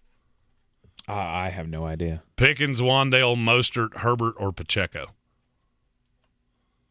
I'm assuming you only have one. I'm scared of Mostert because of Jeff Wilson. I'm going to go Herbert, but I don't love it. Actually, you know what? I might go Mostert there and assume that the Browns keep this close. Mostert has the widest range of outcomes. I don't like the high side for two of those. Herbert and Pacheco are the only two that are really close to me. Mostert 1, Herbert 2, Pacheco a pretty distant third. Yeah, I'd agree with that. Daniel Hillman says, boys, live update. We're 8 subscribers away from 3,000. nice. So if you got to tell your mom and tell your pa, because I might just start crushing. Isn't there like vodka or something in our freezer? There is. Seen me do worse. Actually, I think it's tequila. I think your wife brought that up for the draft or something. And I hate tequila. Daniel Hillman says his wife wants to know which two to start, Scary Terry, Juju, or Amari Cooper? Juju and Amari Cooper. Fading off of Terry today? Or Do just you know in who they comparison? play? They play Philadelphia. Mm-hmm. He gets Darius Slay. I'll Yeah, pass. I'm good. I'll pass on that. I'm good. Cousins, Jimmy G, or Daniel Jones from Jameson Nelson? I know who I think it is, but I want to make sure. It was Cousins. Who or Jimmy G? Cousins, Jimmy G, And Daniel Jones. and Daniel Jones. In my rankings, those three occupy 5 spots. And the number one for me is Daniel Jones. Yeah, I agree with that. Okay. Well, Buffalo Bills. Cousins gets the Buffalo Bills, so I get it. And Josh Allen does not play defense. So whether he plays or not doesn't really change much. I think I'd take Jimmy G in that scenario, but yeah, it's just me. He's up there too. The Giants are going to run the ball. Flex start from Jameson Nelson. Singletary, Cooks, Claypool, or any other wide receiver or any other waivers y'all like. Greg Dulcich. I'm just going to keep saying that name. I think Singletary I don't mind Singletary would be today. the top out of that 3. Who's your top in that one, Armchair? Say the names again. Singletary, Cooks, Claypool. God. I think it's Singletary. Christ. I would feel better about Cooks if he wasn't such a petulant little bitch. Them taking the captaincy away from him, he's either going to have a huge game, which I find to be very unlikely, or he's going to fade into the oblivion. He tapped out. I think he's full on tapped out. I don't blame him. Houston sucks. Oh, 100%. Oh, yeah, that team's awful. But he tried and to get out they- of town. Nobody wanted him. Well, they And then should have traded him. He mysteriously I don't know. missed a week. The Houston Texans can't play with themselves. Like, they would use Icy Hot as lubricant. I mean, this team is too stupid to piss a hole in the snow. Right. Now he's done something. I don't know if it was missing the week. No, it was airing out He all the sat out. grievances. This is a New England – Armchair can vouch for this. This is a New England Patriots thing. Mm-hmm. You air grievances in the media, and what happens to you? You sit. You're cast into the lake of fire. Yep. And Caserio is a Right. New England guy. So why should he continue? Why should Brandon Cooks continue He'll to be on give the a fuck? sidelines. I don't know. He'll get some plays. Well, because this is Davis. like – all right, Brandon Davis Cooks is a lot like that girl that we've all met that every guy she's ever been with was crazy. Like, okay, we're 9 deep here. Are nothing on you? Right, Not right. not holding the mirror on that face and going, do you recruit crazy or do you drive them crazy? There's a reason that the Patriots let him go. Brandon Cooks has had a tumultuous exit every place he's ever been. Mm-hmm. So at some New point, Orleans first. Yeah. you have to look at yourself and go, maybe it's me. And he can't do that.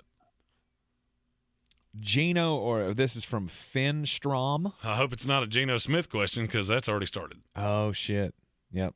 Okay, both of those have It would have already been started. Geno. So, there we go. It would have been Geno, and the other two are so close it's stupid. Mike Evans or Olave. Yeah, both of those are. Yeah, they're both so close. We apologize for not seeing that. We had a whole mess of questions. Right. Need to start 3.5 PPR. It's from Caden Luke. That's a new name. We're like an AA meeting for sports. Feel free to comment your drug of choice in the comments. I am shooting Jonathan Taylor straight into this old vein right here today. Ayuk, Montgomery, Pittman, Kirk, or Sutton. Kirk is the no doubter. Ayuk is the 2. Pittman is the 3. I'm a little scared of Pittman. I agree with that order. I'm a little scared of Pittman. I am too, but I'm more scared. I'm going to re-reference the Sutton has 11 total fantasy points in the 3 weeks with Greg Dulcich. Absolutely. No, I understand. And Montgomery's now losing. Now he's losing rushing work to Fields and Khalil Herbert. Mm-hmm. I think he will have weeks. I'm just not sure this is one of them. But the half PPR, does that not bring him up a little bit in that conversation? It does, which is why I actually had to think about that. In a Okay. PPR, I would not have thought about that. Okay. Alex S. wants to know Cook or Walker. It's Walker.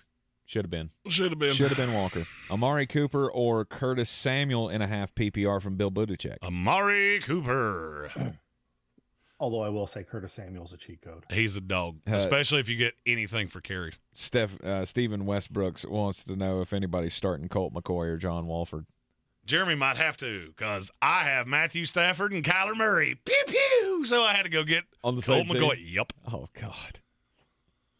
I hate that. That's a super deep league, and I had no choices. And I'll be honest with you, I picked Matthew Stafford up off the trash heap. And now neither may play.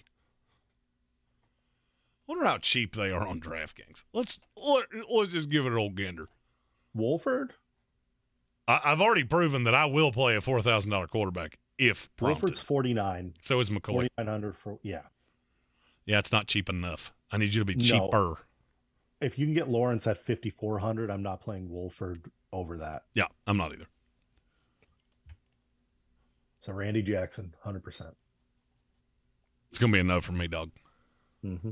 Oh. Daniel. It's all part of the plan. Daniel Hillman, still Herbert over Mac Hollins in the flex? Yes. But I like the more I'm thinking about this Mac Hollins thing, the more I'm liking him. I might toss him in a line. Just see what happens. I have the most disgusting DraftKings lineup I think I've ever seen. The fact that I'm spending U.S. doll hairs to put this in a tournament makes me question myself. Then why do it? Just on the off chance that For the it same works. reason last week, because guess what? The lineup that I cashed a fuckload with last week, I wanted to go take a bath in bleach. Justin Fields. Woo! Let's go! Oh, shit, he scored 40-something. Yuck. Pick a quarterback here for Alex, Kirk, Dak, or Rodgers. Kirk Cousins, Dak Prescott, or Aaron Rodgers today? You're not going to like my answer. Because you're going to say Aaron Rodgers. That is correct. It's Kirk Cousins for me. Against the Buffalo Bills. I don't care. Nobody circles the wagons like the Buffalo Bills. Anybody mind the Houston defense today? Yes, don't do that. Don't do that against the Giants. That's a no. That defense is horrid. What team would you play the Houston Texans defense against? I think that's a better question. That's about it. Anything else? Syracuse. Gonna be a no from me, dog. Oh yeah, Syracuse. Syracuse, definitely. But by the way, I would be remiss if I didn't point this out as the resident Florida State fan. How many yards did Syracuse have last night? 47. You're off, but not by a ton. That's sad. Let's see. In that 38 to 3 beatdown. Just deep digging. The leading receiver in the game had 43 yards. If you incorporate sacks, Syracuse had 160 total yards and 9 first downs. That is now 2 weeks in a row Florida State has combined to give up 340 yards and 21 first downs. Wow. Let's go. There's Rachaad White with a 10-yard run. I got you a point in fantasy if you started him today. This has started out so gross. Yep. It's actually gone exactly how I thought it would. So gross. I can't even see it, and it's gone exactly how I thought it would. I'm so glad I stayed away from anybody in this game in fantasy. Except for Kenny Walker. Because eventually that's going to happen. Hadn't started great so far. It hasn't. So far, he has blown dead bears, but it's early. Give it a minute. But it's early. Exactly.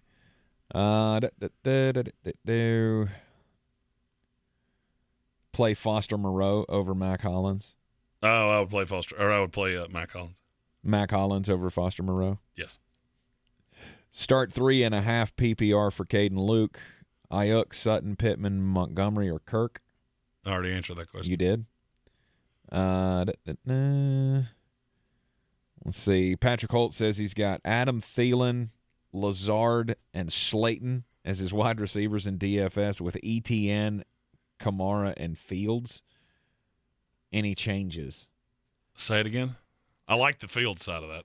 I like the ETN side of that. I got Fields at quarterback, ETN and Kamara at running back. I'm not sure how great I feel about Kamara with TJ Watt coming back. I mean, you can do it, and he could have a big game. He's had big games against defenses that he shouldn't in the past. But this week, if I'm going that high, I'm going Jonathan Taylor. And the wide receivers are Adam Thielen, Alan Lazard, and Darius Slayton.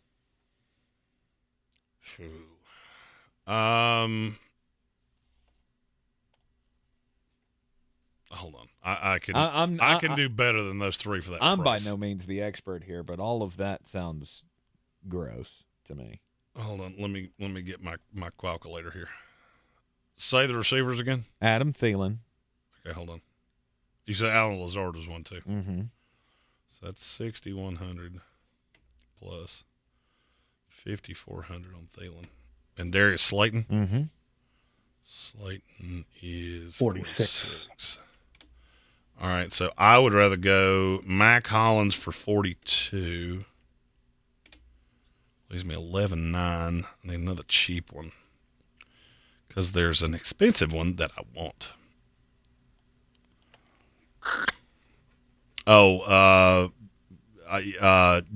Justin Watson at 3,000.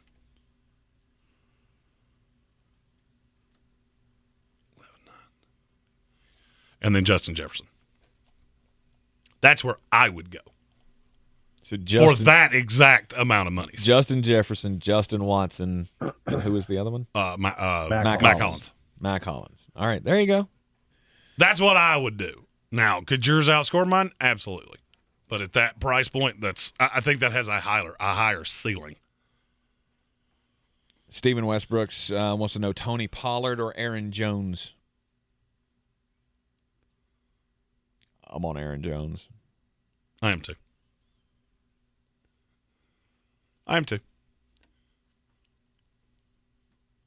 Satisfied Browns fan says he can't believe he's asking this, but Russ or Derek Carr? I think it's Russell Wilson. I would agree. I think the ceiling's higher. The ceiling is higher. I do feel like you can go Derek Carr in a stack with Mac Hollins. But if you do that, I would probably play Devontae Adams. And now, I don't love him going up against Stephon Gilmore, but that gives you a higher ceiling.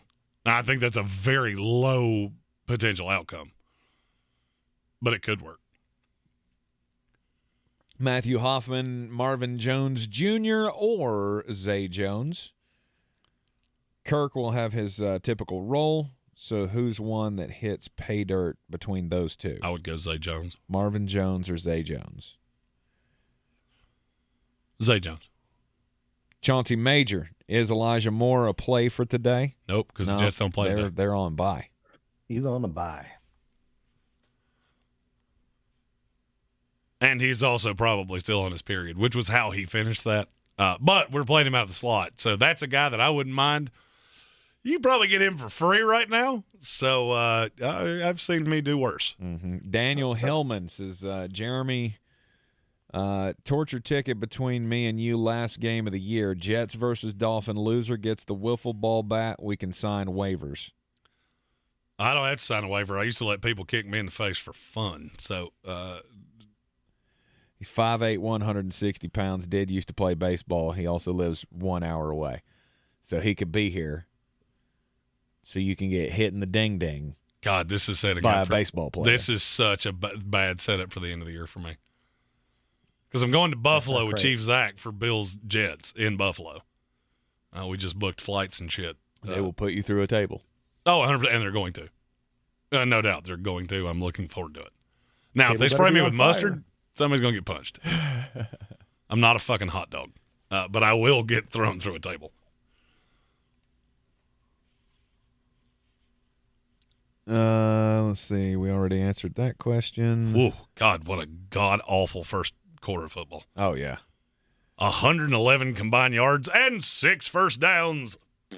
I think we've run the ball 37 times already. Brady's thrown it 7. Has he? Yeah. 4 of 7 for 37 yards. Every time I look up, they're handing it to Rachaad White or. Oh, if you didn't see Brady's passing yards, you must have missed the 29-yarder to Mike Evans because that's damn near all he's done. That's almost his entire yardage. Yep. Everything else has been dinky-dunky. Patrick Holt wants to know Devin Singletary, Cortland Sutton, or Najee Harris in a flex spot in DFS. Oh. Singletary, Sutton, or Harris? Or is there somebody better in that price range? Oh, he should go with? There's somebody better in that price range. That's kind of where I was wondering. Like, dude, do you have other options? The ones he said were Harris, Singletary, Sutton, so he's below that.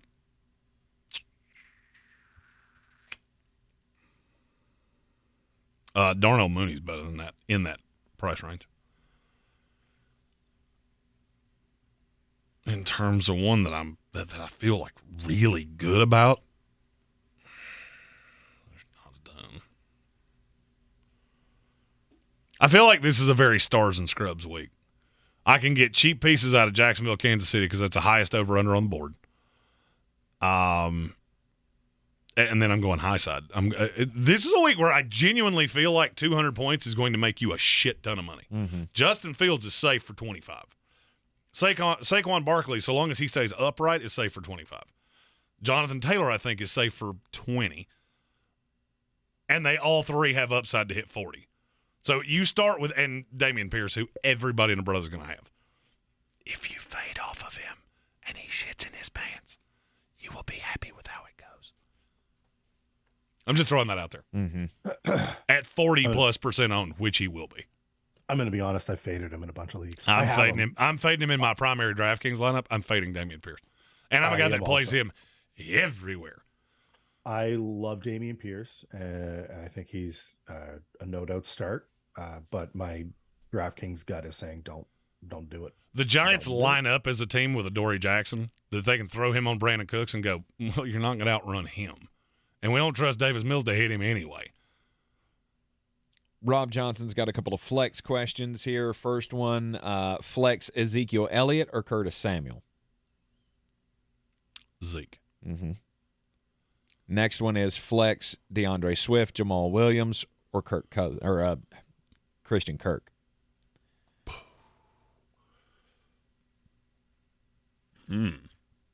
Christian Kirk. Say that again. The two Detroit Lions running backs are Christian Kirk.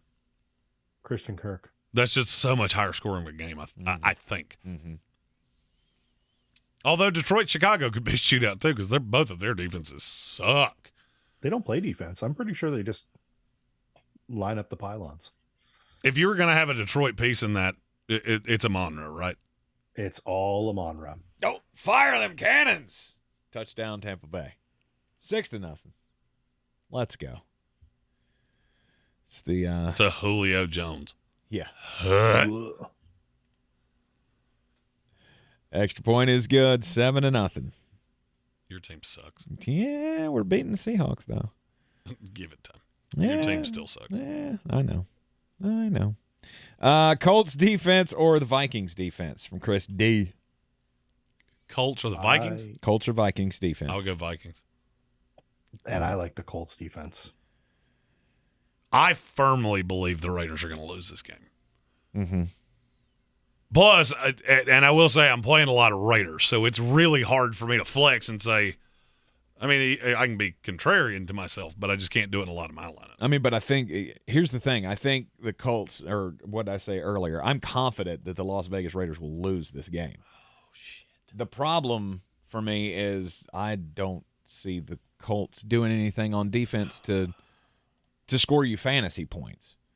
Like, I can't see anybody having, like Kenny Moore having a interception for a touchdown or anything like that. Off Derek Carr?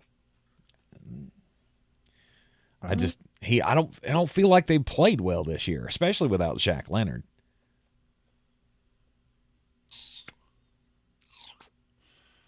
Oh, don't you hate when you're building a lineup and you get to a point and you go, I have all the guys I want, and I'm $700 over the fucking salary cap. Well. Oh, yeah. Armchair's got to go refill his coffee. BRB. Can you bring your defense down? I'm at the Vikings, so no. Is that the lowest one? No, there's one below it, but it only saves me $100. Oh, okay. That's where I always try to lean if I'm over budget. Oh, let's just take the dog shit defense. The one that's going to be sacrificed to the football gods is going to be Darnell Mooney. So I'm going to play Justin Fields naked. Naked as shit.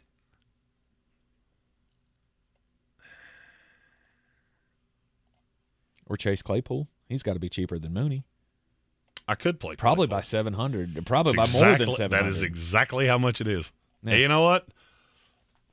Screw it. It's gross as hell anyway. Let's go Chase Claypool. I mean, who knows? He could have a big day. If he hits he's a deep threat against a team that gets just gashed for Right.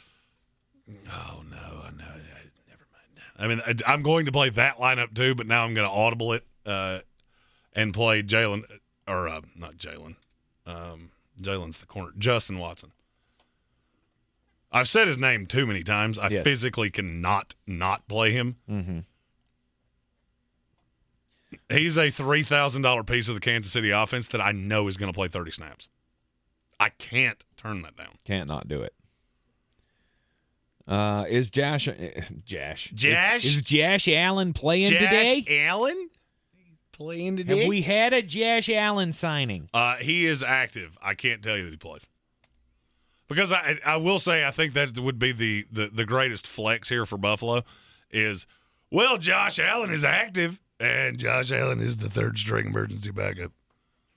Isn't that very much how coaches play these games? Oh, absolutely. It's what I'd do. It's exactly what I would do. I'd leave him active. I've played this game with you all week long, and now you get Case Keenum. It's exactly how I would do it. Make the preparation more difficult. DPJ is cheap. Get out of here, Stone Sports. I mean, he is. You know what? He is cheap. He is cheap, and I don't actually hate it. I know I make fun of Tank for his DPJ love, but he is cheap. I do love that guy. Just because he's cheap doesn't mean you should play him. No, he's cheap and almost guaranteed 3x his salary. Yeah. But now he's not going to do any more than that. He's going to give you 12 points. That's exactly what you're going to get from him. He's played 8 games this year. He scored 12 points 5 times.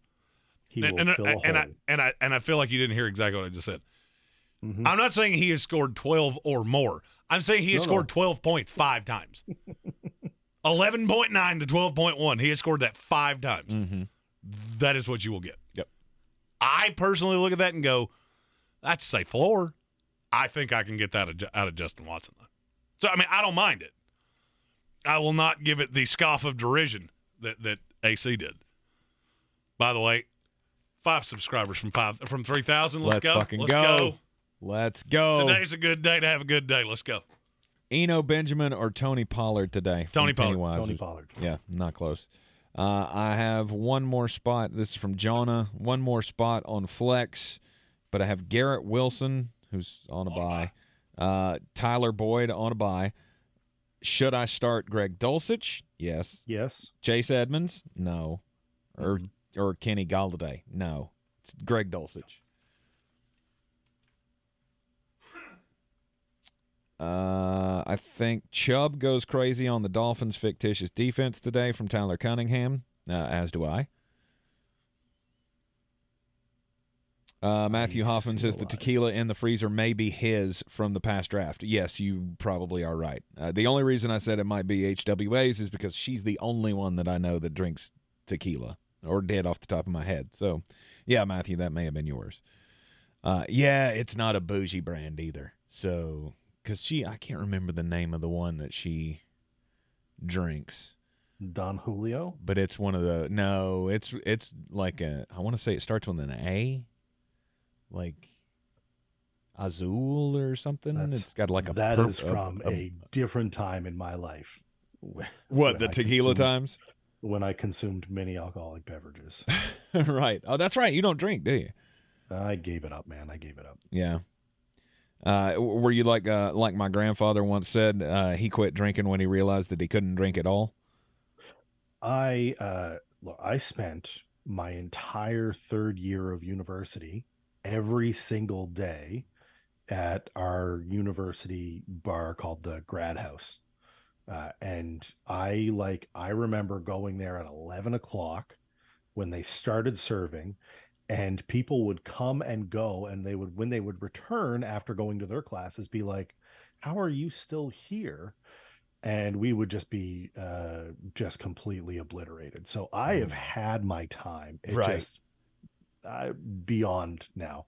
And that, I've, look, it's a good time. It's for a bunch of people. I have just lived that life already. Nothing wrong with it. Nothing wrong with it. Absolutely. Half PPR from Mordenheim 1. That's got to be a new name. Welcome into the program. We're like a AA meeting for sports. You name your drug of choice in the comments. Mine is Antonio Gibson and Donovan Peoples-Jones. Half PPR, Ayuk or Palmer or Sutton.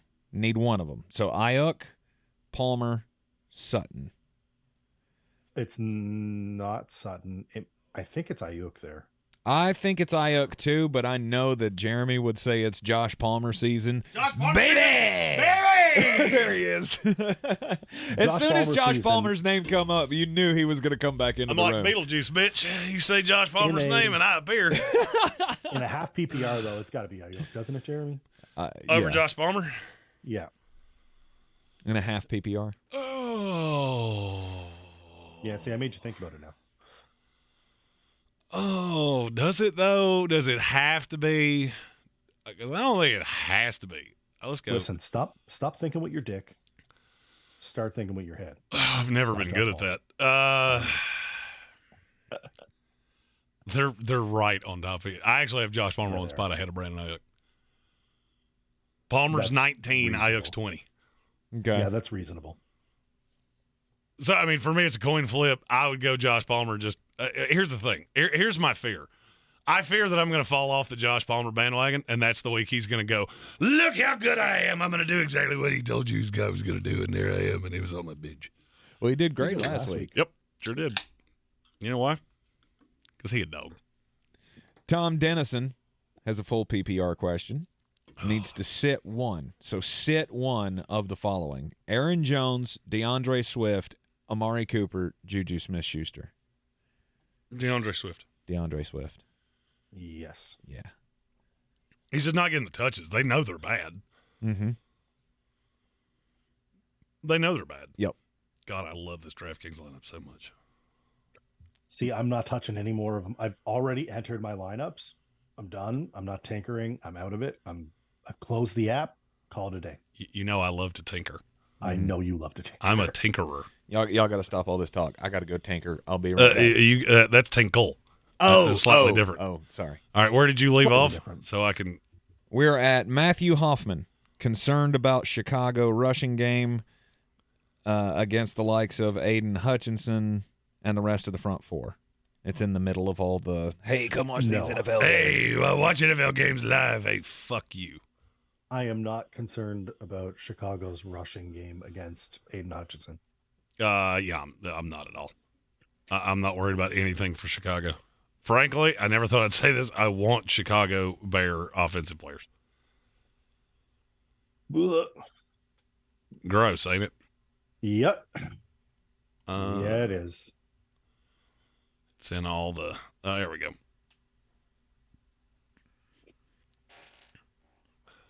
We got Rob Johnson. Would you play Daniel Jones over Dak and A.A. Ron?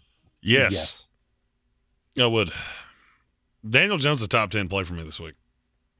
Mainly because the Houston Texans suck and he's probably going to run.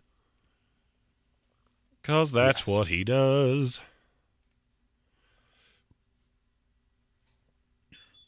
Let's see. Notorious TBG. That's a new name. We're like an A meeting for sports. I love your profile picture. Need a spot start quarterback with Kyler likely out, Goff, Brissett, or Wilson. My answer is Russell Wilson by a lot. Yeah, I agree with that. I actually think he's probably. I think Russ has a day. I'd be okay with that. What I'm getting ready to say is going to sound absolutely insane. I love Russell Wilson as a spot start on DraftKings today.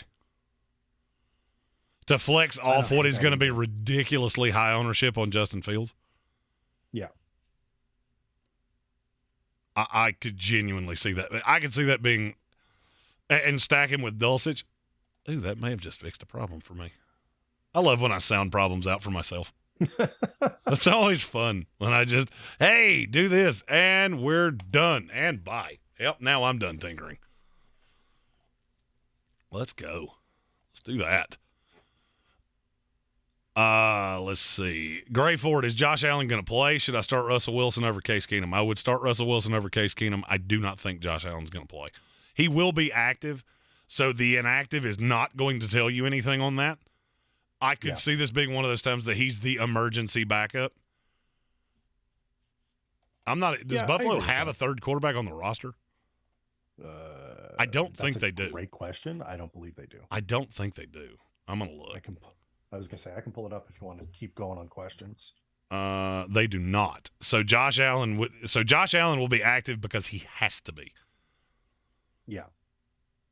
I easily could see this being Case Keenum starts and Josh Allen is the emergency backup. And as the two, he has to be active on the roster. This all is setting up to be a great big mind fuck from the Buffalo Bills. Is Matt Barkley active? I don't think Matt Barkley's on that team anymore. He's on the he was on the practice squad. He was on the practice squad. Okay, so maybe we'll see if they bring him up. Yeah. Keenum is it. I mean, I still don't like Keenum. I don't Is either. what it is. I don't either. I think I'm going to lean heavy into the Minnesota Vikings defense on the assumption that it's going to be Case Keenum. And I'm going to be honest with you, he looked awful in the preseason. Yes. Yeah, Barkley's on the practice squad. Chauncey Major asked Waddle or Jefferson. Jefferson on sauce. The Vikings are playing the Bills, not the Jets. Yeah. So Jefferson's going to get Tre'Davious White. I'm going Justin Jefferson. Jefferson's a stud. I don't really give a damn who defends him. Play your studs every week. I mean, look, I like Waddle too. Waddle has some weird props this week. I could see him having a day. As the props on him are insane.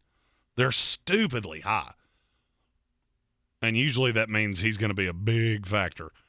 If normally I don't pitch anything I have, but if anybody wants into prize picks, which is just props, it's just player props. They don't have games, they don't have overs, anything like that. Hit me up. But if you're going to be playing regular bets, make sure to head over to Bet Us. Use promo code Sportsocracy. That's a tease, boys and girls. That's quality. That's pro. I liked it. Charlie Wynn, half PPR, Mooney, Palmer, Aaron Jones, or Swift? Okay, so I think this is two separate questions the way it was phrased. Mooney or Palmer? Palmer. It's Palmer for me. Half PPR completely screws Darnell Mooney. Yes. In that conversation. He's still playable in a half PPR, just not against Josh Palmer. And Aaron Jones or Swift, I'll go Aaron Jones. I like Aaron Jones. I think there's a possibility that Aaron Jones has a big old biggin' day. Yeah. I'm so locked in on Green Bay beating Dallas. I got Jalen Waddle at 70.5 receiving yards. That's a shitload for a prop. Yeah. Especially for a 2 in a game that they're supposed to win pretty comfortably. Mm-hmm. Big Money Joe, 12-man PPR. D-Hop, Gabriel Davis, Josh Palmer, Mooney, and Sutton need 3. Sutton's the first one I eliminate. Yes. D-Hop's the first one I activate. Then I would go Josh Palmer, Darnell Mooney. You not liking Gabe Davis? Not with me thinking it's going to be Case Keenum. If it's Case Keenum, this changes everything for the Gabe Davis play. If it's for some reason if Josh Allen's healthy, then yeah, it's there. But I think you're right. It's Mooney. Geno Smith season may have officially ended. God damn it. He's 4 of 5 for 41 yards with 6 minutes to go in the second quarter. Ooh. These games, I can't explain it. I don't know if it's the what goes on with it. They are uncomfortable. Oh yeah. Have you ever seen an NFL quarterback go to the international series and play super well? No. It just doesn't happen. Nope. I don't get it. Big Money Joe, I think that's a new name too. We're like an A meeting for sports, so feel free to throw your drug of choice in the comments. Today, I am getting just high on Jonathan Taylor. They will find me in a car with my eyes rolled back in my head, high on Jonathan Taylor. On the Jonathan Taylor. Tyler Cunningham, how high are we on Miles Sanders today? I am not Jonathan Taylor high. Washington seems to be getting better against the run. I'm not in love with Miles Sanders this week. I think the Commanders are going to keep that game closer than people think. That number is dumb to me. I don't know why Vegas keeps throwing these ridiculously high numbers. They're getting burnt every single week. And it's got to be because the stupid money is going in on the big numbers. And that's why they keep doing it. Yeah. I like Miles Sanders for posterity's sake this week. He is my in PPR, which is what all of our rankings are done through. Miles Sanders is my running back number 15. So he's a high-end RB2. I like Miles Sanders, period. I like Miles Sanders. I do too. Touchdown, and message Lenny people Fournette. Hey, Leonard Fournette scored a touchdown when everybody in the world gave up on him. Hey, they're actually moving the ball. I'm shocked. Well, I mean, Seattle has 38 yards, so they have 2 first downs. Yeah, let's calm down It's on been their moving 4 the plays, punt. 5 plays, punt. 3 plays, punt. Oh, 3 subscribers away from 3,000. Let's go. Yes, Let's sir. go. Yes, sir. Here's the Juarez tequila that was left in, and Matthew Hoffman claimed this. This was his Oh, okay. from the draft. I said, yeah, it couldn't be HWA's because it's not that bougie kind that she likes. What is that? What's the name of it? She likes all kinds. Espelon, The one with Don Julio. The one with the blue agave on the front of it. That was the one that she was drinking that night that I said goodbye to your floor.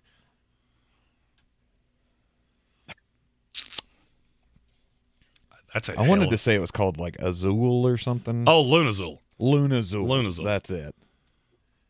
It's very good. Amy likes tequila a lot. It's very good, very smooth. I also wanted to, since I'm wearing the creamsicles, I'm gonna open one of these creamsicles. So this is what happens to creamsicles when you put them in the refrigerator instead of putting them in the freezer, like Jeremy did. Which Jeremy did. And then I went, it's been like 3 days and these have been in there.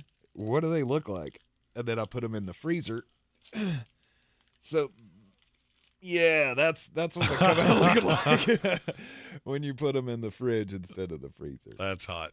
That's hot. The creamsicles. I wonder if they're still good. I mean, it didn't change the taste. Kind of changes the consistency of it, though. Yuck. West Virginia Willie said Tank was hiding the vodka under that Bass Pro Shop jacket. Yes. Does it have Bass Pro Shops on it? It has Dracar Noir on it, which is all I need to know. It does. It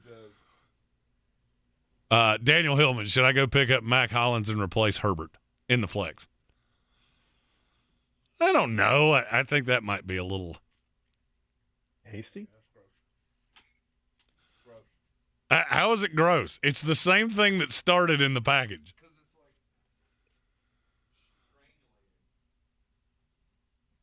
Tank's eating a deformed creamsicle Of course he is. to celebrate his team's 14-0.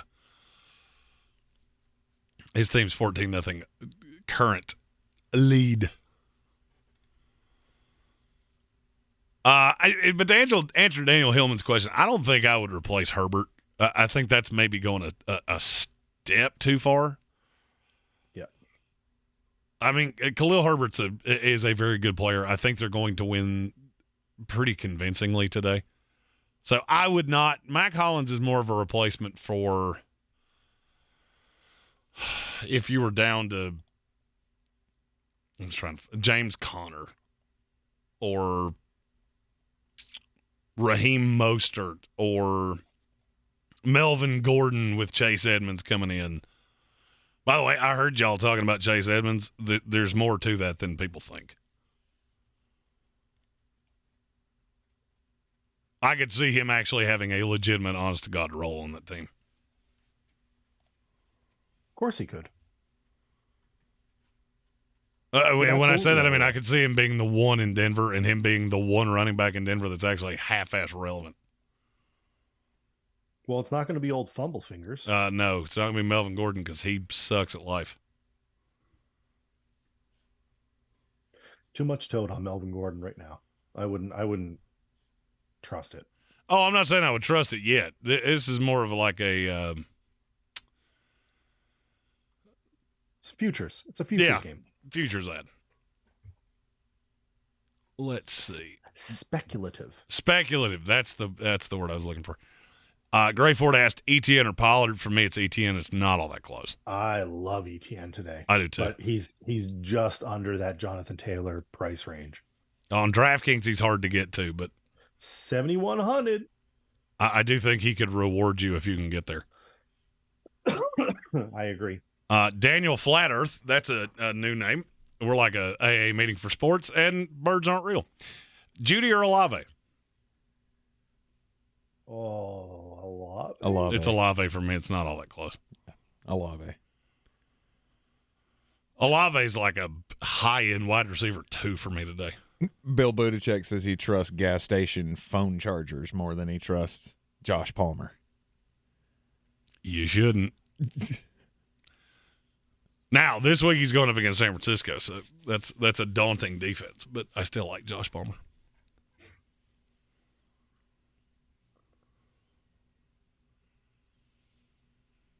I love Josh Palmer. Chase Edmonds is a free agent in my league. Do I go stash him? I don't think it's a bad call. That's from Daniel Hillman. I don't think it's a bad call. Nope. Stash him just in case. You never know. I mean, they added him in that trade for a reason. And I'm going to go out on a limb and say it's not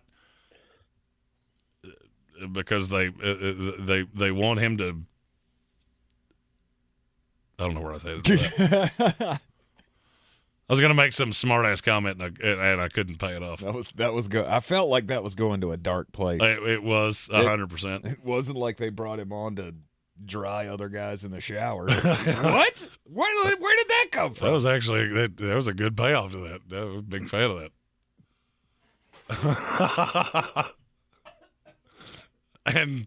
and Tank just spit on our grade screen. He made Choke and die. Amazing.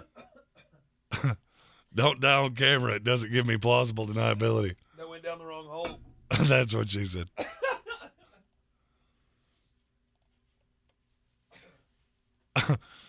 I love that Tank struggles with the most rudimentary things that you do in life, like drink things. They don't call me Puddin' Pants for no reason.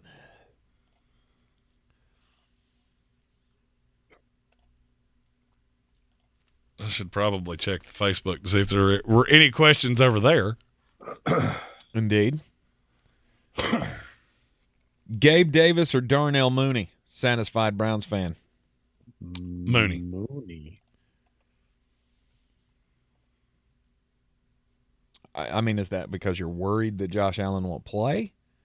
Correct. Yes. Okay. I think this is going to be I think it's going to be Case Keenum.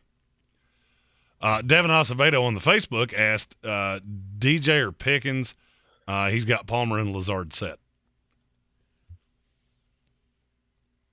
Isn't the rain at the Panthers game? Oh, the Panthers game was Thursday. That's Thursday. Deontay Oh, Johnson. that was Thursday. Sorry. Deontay Johnson. Yeah, he's asking I was which thinking Pittsburgh Steeler. No. No Steelers. No, I mean apparently he's got to play one of them. No Steelers. If I Go had to find play, somebody. if I had to play one, it would be George It's Pickens. Go You find can do somebody better. on the waiver wire. Yeah. No Greg Steelers. Dulcich is he a thing in your league? He's just gonna keep saying it.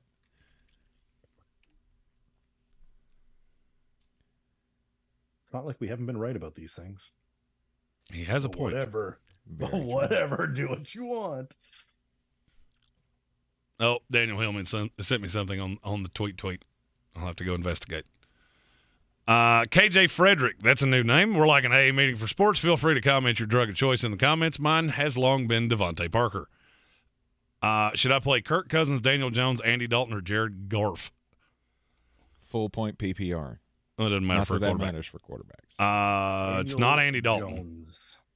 I think it's Daniel Jones. I think it's Daniel Jones. Yeah. Consensus.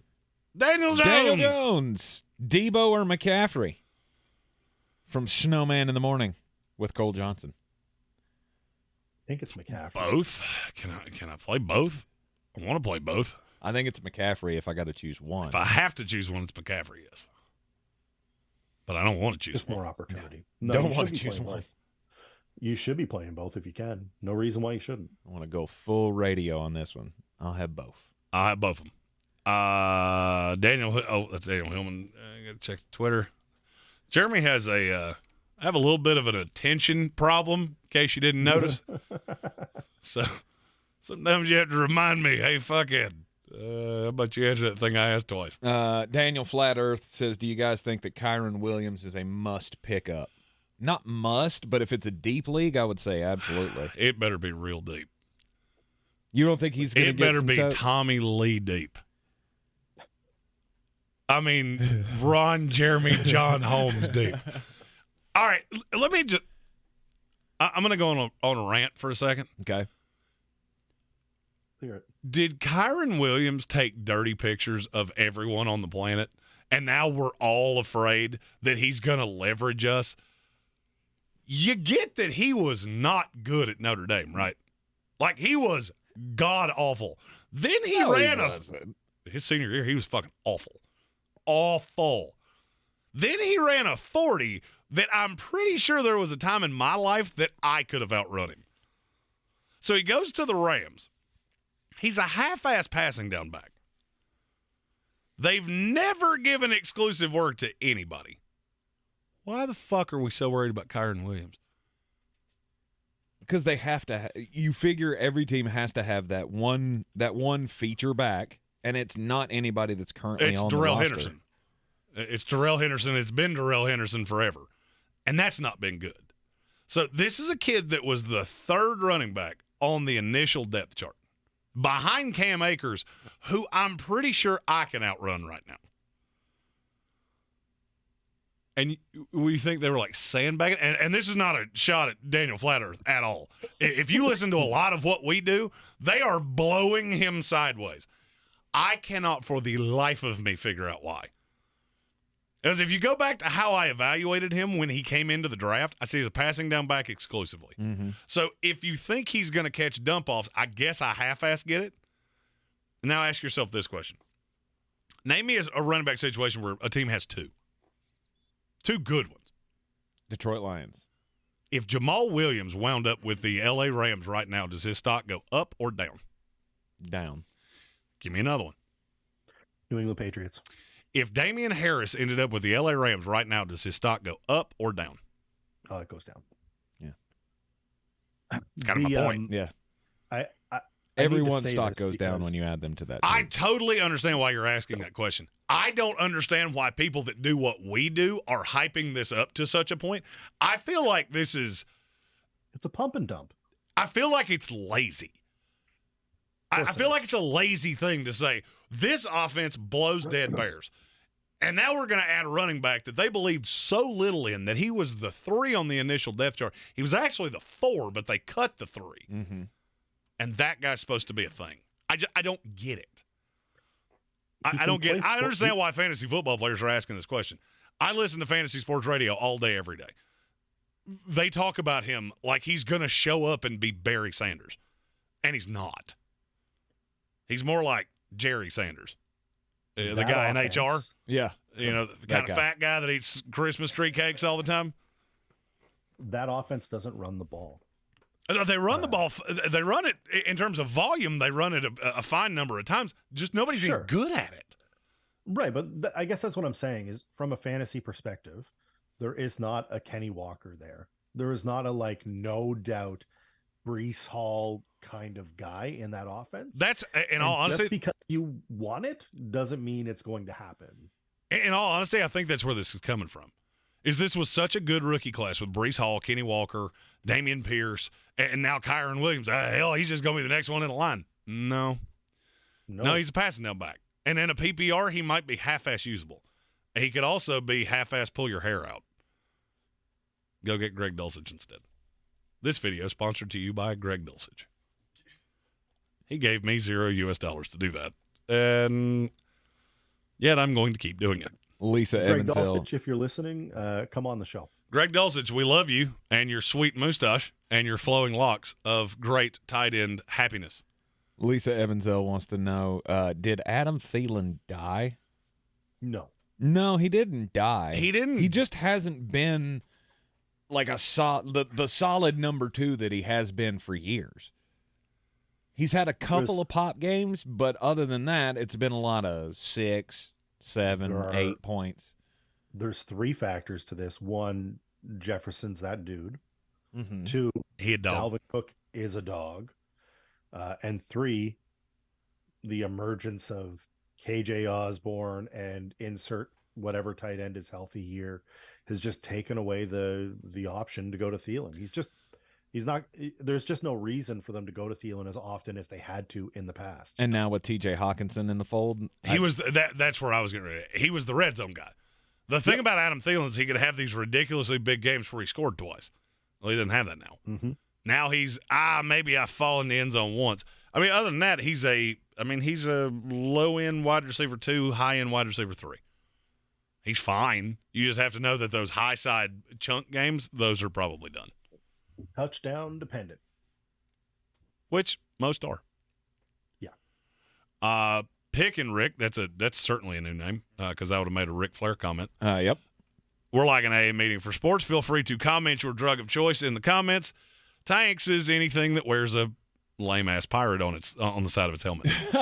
Do I trade away Pearson Olave for Mixon and Scary Terry? PPR. No. Hell no. And I know why whoever offered that to you offered it to you, because they know the same thing I do. Joe Mixon's playoff schedule is awful. And they're looking at Damian Pierce going, his is great. And maybe I can sneak out Scary Terry because you don't like him because he's piddled in your punch bowl a bunch of times. And maybe I can sneak him out of here with Joe Mixon. No, Pierce and Olave is the way to go. Those are 2 high-end plays for me. The fact that those 2 are on your team, that means you draft well. Better than Creamsicle Charlie over here. Stone Sports Podcast says Adam Thielen is a plain bagel with nothing on it. Correct. Yeah. And it's not even cream cheese. It's just dead bread. No, it's just nothing. It's just dry, white bread. Now, bagel with like a pound of cream cheese on it, that's the jams. Well, that's Justin Jefferson. Yes. Justin Jefferson is all of the things. He's the Dry white everything bread was bagel Tank's with nickname the. in college. What was that, Armchair? Dry white bread was Tank's nickname in college. 100%. And is now his nickname here. That is what we'll call him here from now on. Dry white bread. Boys and girls, we're 3 subscribers away from 3,000. Just, okay. And if you got a wife or a spouse or whatever the case may be, it's got a phone laying around, maybe just click the button. Let me look at this is Daniel Hillman's wife's team. And I'm not sure what I got to go back and see what he was asking me.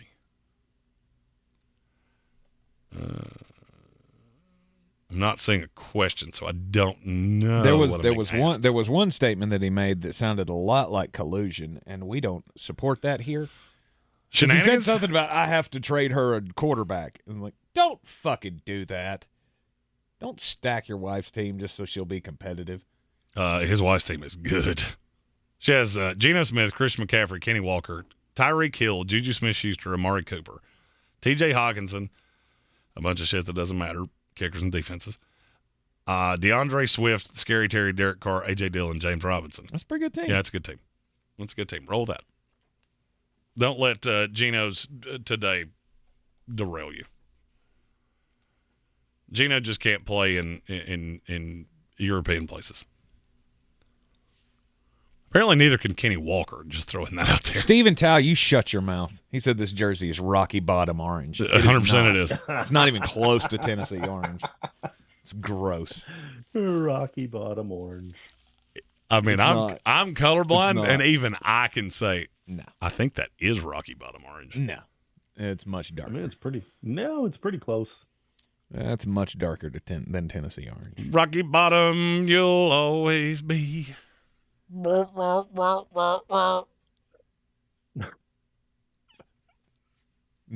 Did you enjoy Oh, Rocky Bottom. Oh.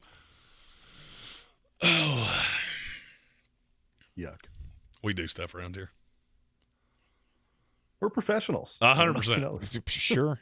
We don't make blow gibbers noises on air or anything like that. Oh, wait. Pennywise said Tank's dressed up like a Thanksgiving sensei. That is hilarious. Yeah, he is. Put him in a karate uniform and give him a sword over a turkey. Yeah. Oh, where's my button? Oh, shit. I don't think I have it. I am never going to financially recover from this. That wasn't the one I wanted. The one you wanted. All right, we're going to halftime at the Munich game. Tampa Bay up 14-0 on the Seattle Sea Chickens. Although you do have to get off your own 1 yard line because they still have another timeout. Yeah, they're kneeling it. It'll be fine. That would be the most Bucs thing ever is that Tom Brady accidentally kneels into his own end zone. Don't feel like he's going to do that, but who knows? He may be that checked out. Fuck it. We'll just give him 2. Dan Orlovsky's going to be pointing at the TV. Real excited about it. Yeah, like, thank you, Tom. See? No, Dan, you're never living that down, brother. It's not happening. No. You'll always be the guy that did that.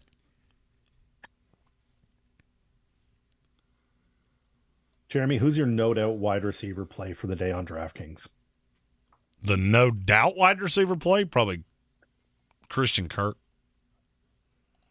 I have a ton of shares of Christian Kirk. Christian Kirk just gets inundated with targets. He had a bit of a dry spell, but other than that, he has been a dog, and Kansas City has nothing to deal with him. No. Now, Jacksonville has nothing to do with Kansas City. That's a game I want to have pieces of. As many as I can get. It's so hard to not want. Like, I love ATN in that game too. It's going to be tough to not play them both. That's why we play Greg Dulcich, though. Yep, and stack him with Russell Wilson in DraftKings, as I have done in a lineup. What up? OD's got a flex question. Kareem Hunt, DPJ, or Wan'Dale Robinson? Oh, wow. I think I lean Wan'Dale on that one. Wan'Dale, then Hunt. I'm going to have to look in my flex rankings to answer that question. I think I lean Wan'Dale on this one. I'm assuming PPR.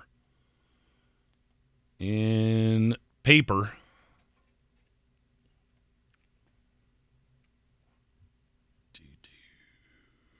Hunt, DPJ, Wan'Dale. They are really, really close. But I have Wan'Dale.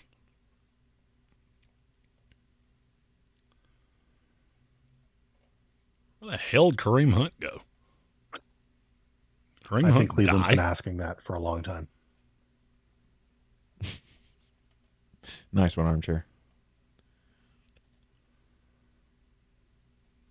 They spent a ton of money. I don't know why they didn't move him. Oh, there he is. I was staring right. I was like, he's supposed to be right here. I did the fucking rankings myself. But yeah, Kareem Hunt's the 3 for me in that. Yep.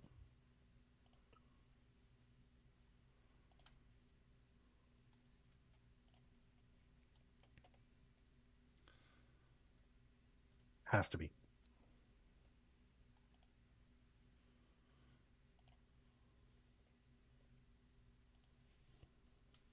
All right, I'm not seeing any other questions here in the comments.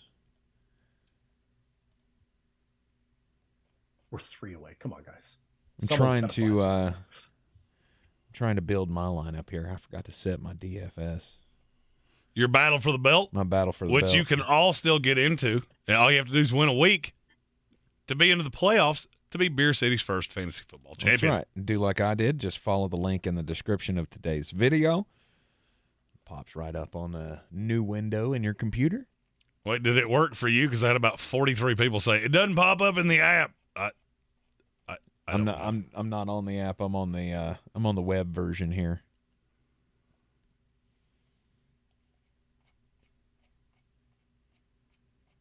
I see 18 entrants, so. There are still people in the other one, which is infuriating. Well, how did we end up good. with 2 again? I thought we solved this problem. Can't until the other one is not doesn't have entrance. So once somebody And enters, frankly, you can't delete the contest? Correct. And frankly, I can't boot them. So that's what that's about. a boot. Oot and a boot. Oot and a boot.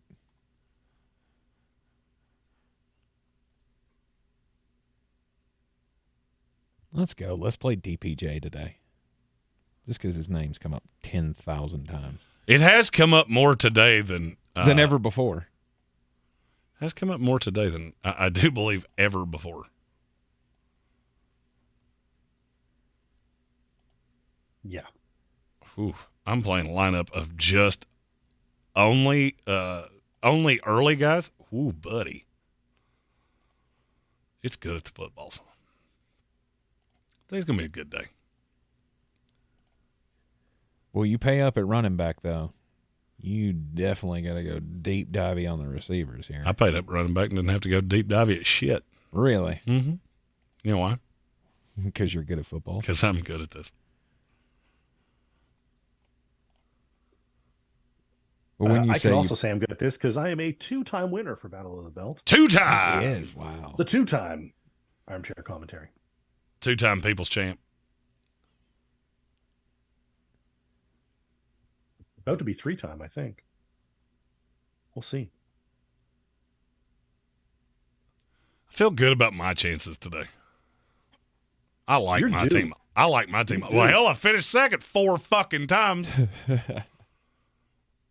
Not And so. every single week it's been because somebody had that one random guy. And it's been somebody I recommended 3 of the 4 times. Mm-hmm.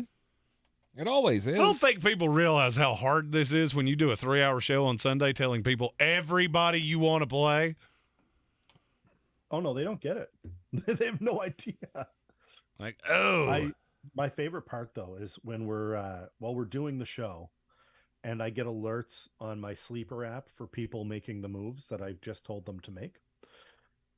I'm like, you should definitely go ahead and do this. And then I see the alert come through, and I'm like, God damn it, I just told them to do that. Yeah, you did. Mm-hmm. Mm-hmm. Son of a bitch. Oh, son of a bitch. You know, it's great. Playing Chase Claypool right there. It's gross.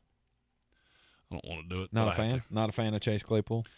Not so much that I'm not a fan of Chase Claypool. I don't want to do it today, and I feel like I feel like the more we do this, the more heavily invested I'm getting in Chase Claypool, which I'm not a huge fan of.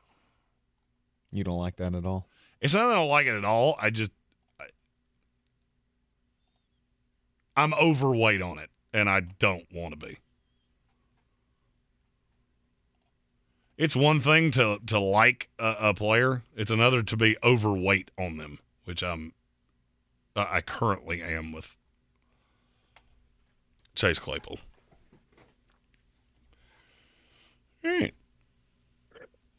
Well, PPR Najee or Pittman in the flex?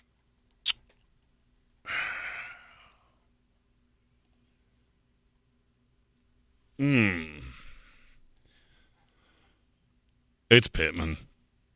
I'm trying to find a way to like Najee Harris, and I just don't. Najee at all. I just don't. I want nothing to do with Najee. That's one of those next year things. Like, I've already filed him away and just fuck it. I'm getting rid of him in a redraft league. If it's Dynasty, just fuck it. Just leave him on the bench. Hopefully next year they'll fix that offensive line and he'll do something. Stash him. But I'm sick of being that stick figure guy with the stick. Just do something. Poking. Do something. Jeremy's all has been saying for weeks, once TJ Watt comes back, this team's going to be better. I think they will be better. But I don't think that has any effect on the offense. It 100% does. If the defense can't stop anybody and you're constantly in bad positions, then of course it means something. Well, it only makes me sure like as hell ain't gonna hurt. Well, no. But it only makes me like Najee Harris if the defense can give them the ball on the 5-yard line every time.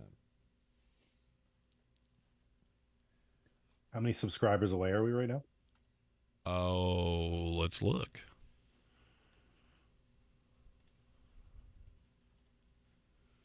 $2.999. We're 2 away. Just 2 away. Share it out with your friends. Someone's got to have a dummy account somewhere. Come on. Somebody's got an extra Google account. This is feeling like one of those days that we should do a 4 members only after inactives. We contemplated doing that one time before.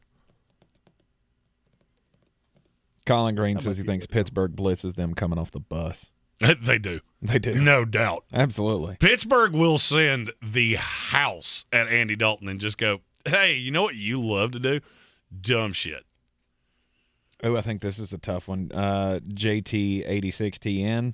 Sit one of James Conner, Devin Singletary, or Brandon Cooks. Singletary's the one I'm definitely playing. Mm-hmm. I think I'm going Conner, but it's close. I'm going to sit Cooks. Just stripping the C off of him.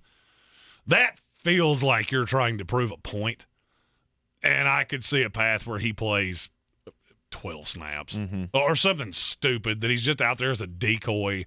He hasn't really been around the team. That strikes me as something that Houston would do. Mm-hmm. Oh, look, he's active. You can trust Brandon Cooks. And not so much. No, thank you. All right, so I've got my I've got my lineup set here. This should be fun. Justin Fields. Yep, that's really out on a limb. Saquon, Nick Chubb as the running backs. Nick Chubb will be low. It will be under-owned today, just simply because how many good running back options there are.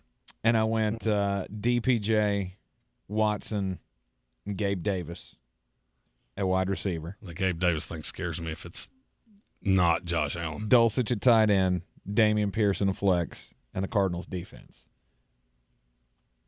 I think that's what I'm rolling with. I'm not as worried about Gabe Davis. Like, you should be. With Case Keenum, Case Keenum's got an arm. Did you see him in the preseason? I don't remember. Awful. And it's cold. I don't remember seeing him in the preseason. Case Keenum's best season ever came in a dome. Other than that, do you remember when he played with the Browns a year ago? And it was, holy shit, look how much better he is than Baker Mayfield. Mm-hmm. And I had to immediately go, well, I told you that was coming, but he still wasn't good either. That's what I think will happen today. A lot of drop-offs. Okay. If I'm not mistaken, I think I took Minnesota in this game. I think I was the one that took Minnesota. I think you did. I think you did take Minnesota in this game. By the way, can we audible that line since it's moved 4 solid fucking points? Can I catch that 6 in the hook now? No. Yeah, I didn't think that was going to work. No, we're not going to. Hey, 3,000! Hey, it's a party. Hey, we need shots. Oh, I'm driving a demo car. That's not happening. You got to take tequila shot. I'm driving a free car. That's not happening. Although, there's no. We need cups. There's no cup. Hold on. You slug it straight from the bottom. Hell no. I've got rain. Talk amongst yourselves. Oh, yeah, get the rain. That's the way to do Talk amongst yourselves. I'll be right back. Indeed. Celebratory drinks all around. Armchair, you can raise your coffee cup. If somebody, I swear to Jesus, if somebody unsubscribes while I'm doing this, I'm going to be so fucking angry. Somebody probably will. Actually, 5 just unsubscribed, and fuck. Oh, shit. We're back where we started. Here we are. The official counter on my screen has not turned yet to a full 3,000. So let's continue to share, get it up there.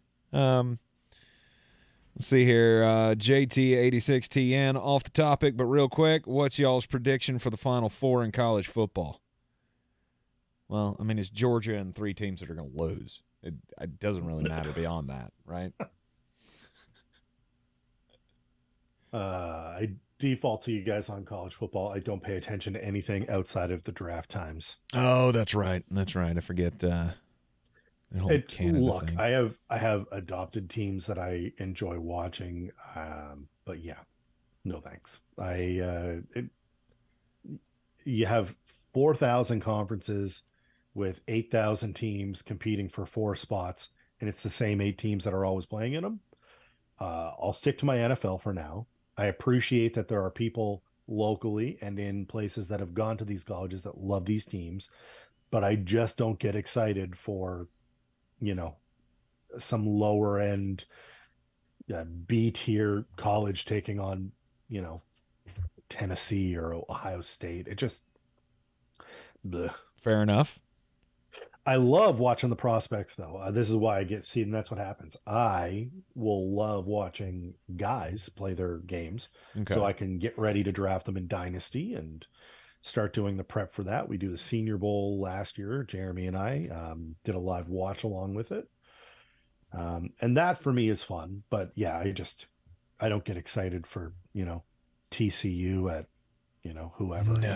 No, I don't. There's no. Don't get it confused. I mean, just because TCU is ranked in the top 4 this week, doesn't mean there's anybody in the country that's excited about TCU playing anybody. Nobody. I once adopted the Oregon Ducks because they have like 46 uniforms, and I appreciate that. Right. They every other uniform, and they have Herbert came out of there, and I mean, Oregon's out now. So yes, they are. we don't have to worry about that anymore. After Oregon lost to Washington yesterday, they're no longer gone. Yeah, no longer in the hunt. Jeremy, me and Jeremy keep talking about this, and I keep coming back to. I think I want the SEC Big Ten Challenge.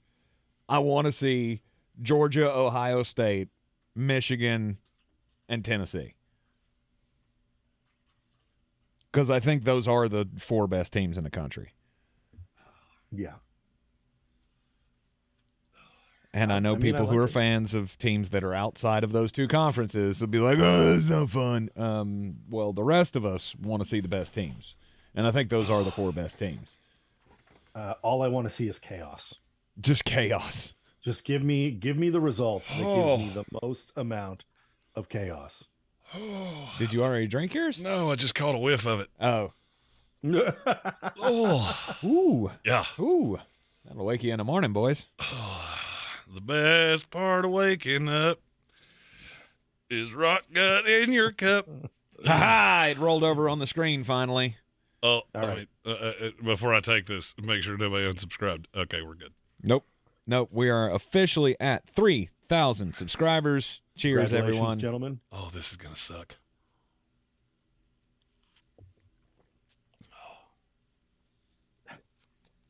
Yeah. It didn't suck as much as I thought it was going to. Rain. It sucked every bit as bad as I thought it was going to. Oh, my God, I hate tequila. List of things. Just pour it right past the tongue, though. You kind of pour it in the back of the throat and just gulp it down. But I'm a good old-fashioned alky, so I can't do that. Like, I actually like the taste of alcohol. Oh, my God. But not tequila. You got to understand, I'm married to a woman that every time we go out, she drinks tequila. Yep. And if I had $1 for every time I've gone 14 domestic lights, 11 fireballs, and she's gone, somebody's poured an extra shot of tequila for her or something, and she's just been Seacrest out. And I went, fuck it, I'll drink it. And that's invariably when I go, okay, Now so I'm gonna tomorrow I'm going to feel like a mashed up bag of assholes. Oh. And thank you to Matthew Hoffman for the Senor Juarez. Still left over from the draft. We greatly appreciate all of you. It's been in the freezer. Still cryogenically preserved. Oh, that may not seem like an accomplishment but there's been a lot of blood, sweat, anguish, hours on the phone with PayPal, which I'm just destitution. Oh God. Yeah. You got to Tank can vouch for this. Jeremy took a hell of a financial haircut. 100%. Jeremy used to make aggressive big boy money. I know that's hard to believe for a man that looks as I do now. I could show you a picture of me from 5 years ago that doesn't even look like the same person. And we would not be here without you guys. Hey, you know what? I feel like we're all friends here. So, oh God. Oh. Jeremy's got to play the I'm broke as shit and I don't mind. Oh. I'm your boy. Oh, wrong one. Nope. Oh, it's here somewhere. I know you got it. The disrespect around this place is ending today. Nope. I understand. I have way more Joe Exotic here than you would really want. I'm broke as shit, and I don't mind saying it. There we go. Yeah. And that's where we are. Indeed. Joshua Moreland said, congrats from Anna Maria Island. I have no idea where that is. We have people that watch this show from all over the country. You know what? I'm really curious. In the comments, how the hell did you find us? Everyone. We want to know that from everybody that watches this for the rest of the time. Anna Maria Island. Oh, that's beautiful. Down there on the Gulf Coast of Florida. Oh, yeah. Jesus. Oh, I should have known that. My wife's from Florida. I should have known that. Man, that looks How did beautiful. you find us? We're going to use this to hopefully find the next 1,000 subscribers. I want to go there now. Can we come stay at your house? You know, I'm a cheap son of a bitch, so if I can get a free place to stay. I mean, do you have a garage that I can just kind of, curl up in a corner? Trust me, he will say goodbye to your floor. 100%. Give me enough tequila, which is not really like a whole lot of tequila. It's like 3 shots. No, frankly, I know how much tequila is in that cup. It's probably enough. Daniel Hillman, yes, stash, OBJ. I don't really care about Kadarius Toney. Odell Beckham is certainly worth the stash. Yes. And this is probably the week to do it because I think he signs this week. Yep. I'm reasonably sure it's going to be with The Cowboys? the Dallas Cowboys Yeah. after they lose to the Green Bay Packers. Stop that. The Cowboys. Oh, Hey, you got a ton of fans from those from the Bengals haters coming in to dismantle you week after week. And then they all became like friends. I now hear from more Bengals and Jets fans, of which I do a ton of. If I find a Jets podcaster and you have an IQ above salad dressing, I will probably do your show. Because you haven't found one yet? Is that what you're saying? Oh, no. There's some great Jet podcasters. Oh, okay. I thought you were throwing shade at No, every no. Jets podcaster. No. As long as you don't, I don't turn down much. I will say there was somebody threw that ACAB shit on their Facebook, and I turned his down. And I think a year later, he is still yet to figure out why. Watch our show for 5 minutes. I think you'll figure it out. Josh Moreland says Bengals fan videos. We got videos. a lot of those. And there's going to be a shitload of draft stuff this year. And Daniel Hillman found us on the Sunday Football Fantasy Advice. Also says Anna Maria Island is so nice. Yeah, It looks beautiful. I'm very in. I love the Gulf Coast of Florida. The Gulf Coast of Florida is the closest thing that you come to the Caribbean, with the white sandy beaches and the crystal clear blue water. Mm-hmm. You can go to the other side of Florida and deal with the fucking Atlantic Ocean. Like, I'm spoiled. Like, I always went to the Atlantic Ocean and went like, this is paradise. and then went to Indian Rocks Beach, right outside of St. Petersburg in the Tampa area. Oh, that place is beautiful. See, I'm spoiled. I traveled all over the country, before I did this is what I did for a living. Before I met Amy, my job was Monday morning. I go to the airport. Nah, I'll see you on Friday. Vodka just kicked in, or tequila. I was about to say it must have kicked in aggressively because somehow it became vodka from tequila. Whew. Yeah, I Jeremy poured went that. from Wolf of Wall Street to Wolf of Domestic Lights. I'm probably going to use that. Yes. Jeremy came on my podcast 2 years ago, I want to say. A long time ago. It's been a while now. How did you find me? I asked you to do come on my show. Now I remember that. We were in a Facebook group. That's right. You put out feelers. You said, I'll go on whatever show. And I said, come on, let's talk about the Jets. And we had you on, and I stuck through. So. That was the great. I will say I do a lot of podcasts and shit. That was Armchair was without a doubt the best one I've ever done. I appreciate that. We don't I'm about as emotional as a serial killer, so we don't always give the we don't always give the flowers where it's due. But Armchair deserves as much kudos here as we do. Absolutely. He's as integral a part of this as we are. Yeah, all of our Canadan fans have come from him. Bill Buttigieg says he found us through Armchair's content. I mean, and we've never physically even met the man. I talk to him as much as I talk to anybody on the planet. Well, that doesn't sleep with me. My wife beats you by just a little bit, but not. I mean, that's fair. I was going to say, you talk to me a lot, and I don't sleep with you. No, hell no. Not even close. I got news for you. If I ever wake up in a bed next to you, you will. That will be the last. That'll be the last wake up you ever have. Colin Greene says he found us during the playoffs last year. I remember that. Justin Parton found us on the radio, local listener here in the Asheville area. So yeah, I mean, we get it all over the place. Justin Parton's another one of our favorites. I don't know that we've ever told this story. His wife reached out to us because he loved the show. He's a radio listener. That was one of the coolest days that we've had. Because we genuinely felt like nobody listens. And we're doing this, and is anybody actually listening? Right, because it's one of those things when you're on the radio, and when we, this was before the YouTube show, wasn't it?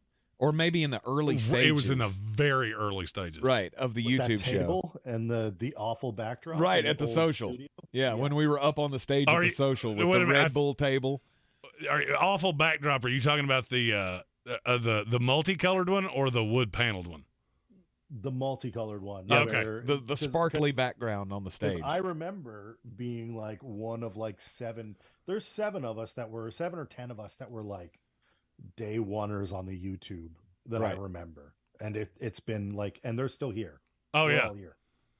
Absolutely. Oh, yeah. And our loyal ones, I mean, we owe y'all so much. And I'll be honest with you, there's a lot of people that say things to us like, oh, you only get blankety blank amount of here's the thing. So in terms of engagement, we're in the top 1% on all of YouTube. Yeah. All of YouTube. You can have a small number of people, but as long as they're active, it matters more than having 1,000 people who don't ever comment or don't ever engage. I'll go ahead and say, I mean, since we're I feel like we kind of shot our wad on fantasy questions early. iHeart now uses our model as their model for buying shows like this. Mm-hmm. So I get asked a lot on, hey, how'd you survive this long? You're going to work a lot. Yep. You're going to work a lot. And you're going to make very little money. And it's so worth it. It is. It's so worth it. Hey, we got a 3,000 to 1, so we got a little buffer. Yes. We got a little buffer. That always feels good. I like this question from Daniel Hillman. What advice would you guys give to new sports podcasters? Let's say I want to start one. What advice do y'all have? I can tell you definitively, as someone who's been podcasting for 3+ years and 4 seasons of podcasting. Find something that you really, so my show, the one that I don't do here, is sports history. I talk about sports history, and it's something that I'm certainly passionate about. It's something that I really enjoy. I think I'm going to talk about Mario Lemieux coming back from cancer, his like incredible season, as my next episode.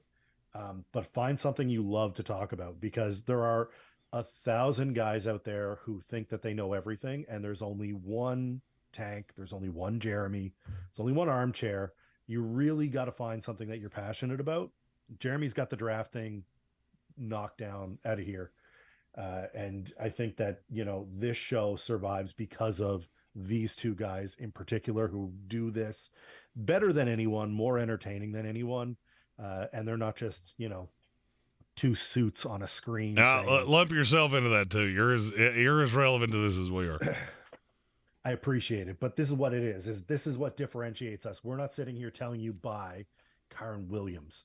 We're not telling you this. We're giving you the reasons, and we back it up.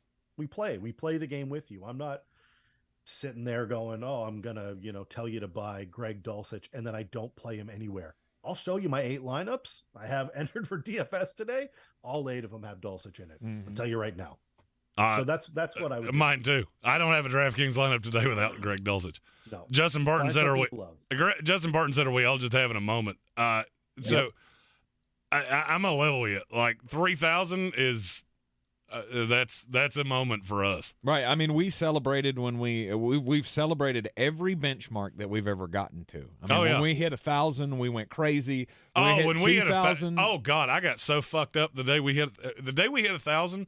That was during the draft, wasn't it? Yeah. That was during the first draft we did. That's top 5 drunkest I've ever been in my life. Because that was a moment where Tyler Cunningham said, Jeremy, if you cry, I'm logging off. You ain't got to worry about that. Unless somebody dies. Now, if somebody dies or they hit the golden buzzer on America's Got Talent, that's it. That's all it gets Jeremy. I'm an unemotional fuck. Right. But that I remember that first 1,000 because the YouTube thing was my idea. I mean, I feel like 100% because he came. Seacrest he came to me and we were doing the radio thing. We were in the bunker, doing it from his house, recording the radio show and sending it to the radio station so they could upload it because it was Corona times and we couldn't be at the studio. Let's be 100% honest here, because I would wager a lot of these people were not around for the beginning times. Right. So Tank was an iHeart employee for 15 years? Yeah, it was a long time. Tank was here for a long time, and he brought me in.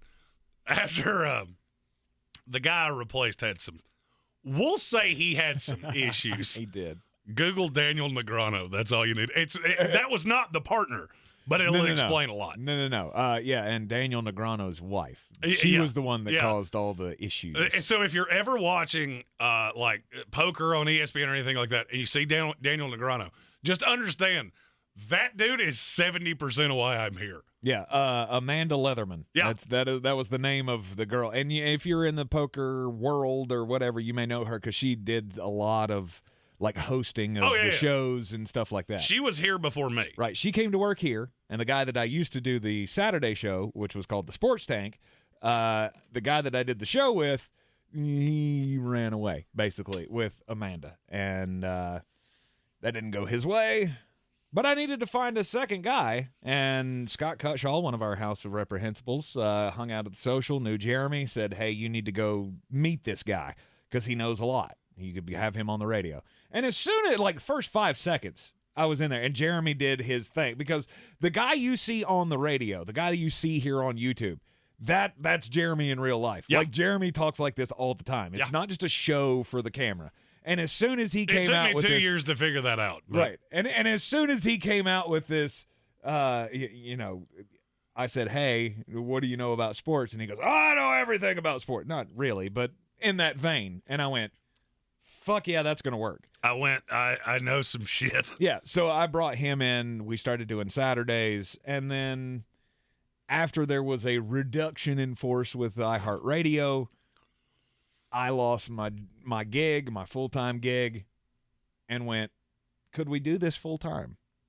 And Jeremy went, I can make that work. I can make that. I have a business. I have a particular set of skills. Right. And that's where it all launched. But at first, we were just on the radio. We didn't have a YouTube thing. And Jeremy comes to me and he says, "What do you think about doing a YouTube show?" And I went, "Well, I'm a radio guy, and I've been a radio guy, and people don't look at my face, and I don't like that." Yeah, he was not he was Seacrest out on YouTube. Black Cats and Hurricanes said, "Didn't Kobe die the day before your first show?" He did. Yes, he did. The first time we ever aired a daily show was the day Kobe died. And then coronavirus hit 6 weeks later, where I famously said, "They will not make me care." And they did. And then I called it Super Sniffles, and I did all kinds of other shit. And, yeah, so, I mean, this has been – and this is, as Justin Parton said, are we having a moment? Yeah, we're having a little bit of a moment because – every time we hit a milestone like this, I'm blown away that people give a rat's fuck what I have to say. I was a hack comedian that was trying to find my lot in life, and old Creamsicle over there gave me a chance, and I will always be eternally grateful for that, whether it shows or not, because I'm kind of a dick. Stone Sports Podcast says, "Congrats, y'all. As a small podcaster myself, I can't wait to hit 3,000. So suck that in." Yeah, soak that in. Is what he meant. Yeah, shoot me a message. We'll help you any way we can. Yeah, absolutely. Like I said, I know it doesn't. I'm all in to help out. It doesn't always show because I'm a big mulleted fuck, but I do have an interesting business acumen. Satisfied Browns fan said Tank is stalling because of the Tariq Woolen pick. I didn't even look. I did. I saw it. We're up 14-3, and I really don't care at this point. Yeah. It's okay. I'm more excited about our personal success than my team's success because I know it's not going anywhere. I mean, we could win this game. We could win every game for the rest of the season. And I still don't think I'm going to believe that the Tampa Bay Buccaneers are going to be able to do anything in the playoffs. Yeah, you shouldn't. You shouldn't. I'm already resigned to, I wonder how bad this is going to get after this year. So I do have to say this. So Satisfied Browns fan said, sometimes I go back and watch the old shows where you and Tank were sitting on the table with that 6-inch tablet. So for serious, they just ran – I just saw it on the screen, the Tariq Woolen pick. So they just ran – where Tom Brady goes out wide and Leonard Fournette throws to Tom Brady. You didn't think Tariq Woolen was going to pick that off. What the fuck just happened? By the way, Tariq Woolen proof positive that I should have a role in somebody's 100%. Front office somewhere. I've been saying this is the day I met you. If you watched our draft coverage, the more he fell, the more I went, the fuck is happening right now? Satisfied Browns fan said, sometimes I go back and watch the old shows where you and Tank were sitting on that table with the 6-inch tablet. Yep. That's a perfect sequitur to wait till you see what's coming next. We just did a thing. If you remember the original YouTube, not the original, but hey, look, now we have a studio. And yeah, that's about to be a thing again. And it's got some tremendous toys. Hoffman says we should push the TikTok platform. So much exposure there. So Will, our sales guy, which we got to thank him too. We wouldn't be here without Will either. Absolutely. That dude works tirelessly to help us with doing these things, and nobody ever gets to see who he is. Although you're getting ready to see his kid. Is that going to finally happen? Oh, yeah. I talked to him yesterday. I can't wait. So his kid is ridiculously bright. Yeah, he's great. And I don't know how old. Let's see. Eli. He's 12? I think he's older than that. Because he's the same age as my oldest girl. Is he? Okay. So they actually went to preschool together. Oh, okay. And Will and I played basketball I knew he together. was roughly around the age of my twins, but a little older. And Eli's ridiculously bright. He is. And we've got something planned for TikTok with him. His dad's really good at TikTok. Eli's really good at TikTok. So we're going to try to grow those things as well. Yeah, he's a smart kid. When it comes to football stuff. I mean, obviously he's probably smart at other things as well. But I mean, football especially. Just an FYI. First off, I donated 5 gifted. Oh shit! Because we need to celebrate a little bit here. Also, PFF updated their ownership on Dameon Pierce to 30%. Oh yeah, which means it's still low. He's going to be everywhere. Oh, it's still low. I genuinely think that's still low. And I don't care. Oh yeah, Eric Miller throwing it back to the the Sportsocracy fantasy draft when you had to take Gardner Minshew number 1. Oh yeah, that was a fun day. Oh yeah, that was a fun day. That was. And still ended up finishing second in that league. I did. I lost to Chris Smathers because he smartly went Gardner Minshew. Okay, I'm going to fuck everybody else. Travis Kittle, George Kittle. Yeah, he went right back with Travis Kelce and George Kittle in the second and third rounds and went, okay, I'm going to get that quarterback. You just trade me. Yeah. Trade me for one of my tight ends. Brilliance. And I wound up with, I think I had Lamar Jackson. That's how that eventually went. I believe you're right. I believe I traded for Lamar Jackson. I believe you're right. Yeah, it was very tough, Black Cats and Hurricanes. Tough when COVID started. There were no sports for a while. We were just like we would come together for the right before we were supposed to start recording the show to send it into the station here and go, so what the fuck are we going to do? Hell, we talked about Russian table tennis. We talked about all kinds of shit. We did. Thankfully, The Last Dance, I think, filled most of it. The Last Dance helped. And Tiger King. Tiger King and The Last Dance were like the two biggest topics during the shutdown. That was the darkest time of my entire life. Like, beyond a shadow of a doubt, that was the darkest time of my entire life. Bill Buttigieg says it's hard to get clicks on TikTok for sports stuff because of all the dancing teenager BS. So I'm just saying, I mean, there might be a role for these moves on TikTok. Oh, I tasted tequila on that. So I've got some ideas for TikTok with funny stuff. I mean, look, I was not a radio guy, so I'm still steering into the. I mean, you got to understand. How long have I been doing this? 4 years. Yep. So 4 years later, I will still make jokes and go, "Oh fuck, Brian Hall's going to come down here, and we got a message from a listener." So even that Fetterman thing I said last week, there was like an hour where I went, "Oh fuck." Somebody's going to come, bitch, and I still do that, even with me being, even with me having done this for this long. I still worry about, oh shit, I'm gonna end up with a problem. But yeah, Stone Sports it said we started 4 months before COVID, transitioned to more of a comedy show than a sports show because of it. I think Armchair can vouch for this. We're more of a comedy show than we are a sports show as well. Yeah, and for my show, I was putting out an episode a week, every week, 52 weeks straight in my beginning times, and then COVID hit. And as you can imagine, a weekly recap podcast has to pivot when there's no sports. So this is when I started kind of delving into the sports history and kind of walking down the Mount Rushmores of different guys. It was hard, but it really kind of validated my thought, which was move on from former co-host and do my own thing and jump in here with you guys, which is exactly where I should be, I think. 100%. For at least for us. At least for us. Justin Parton said, did Tank just have another pudding pants emergency? I hope so. Well, I mean, he did run off screen very quickly. I'm going to say between the no, just had to piddle. No, it's the almost certainly sour creamsicle with your tequila shots. Right. You're in a good spot there. That tequila. Oof. That tequila is still marinating on me. Daniel Hillman says, see, how do me and my crew not get canceled if we do a podcast? It's real easy because podcasts aren't mainstream media. Right. You say what the hell you want. Ben Shapiro has a podcast. Joe Rogan can say whatever. He can say, eat bears and fuck mushrooms. It doesn't matter. It doesn't matter. Say whatever you want. So with us being 100% honest here, and Tank can verify this, we have some very large sponsors.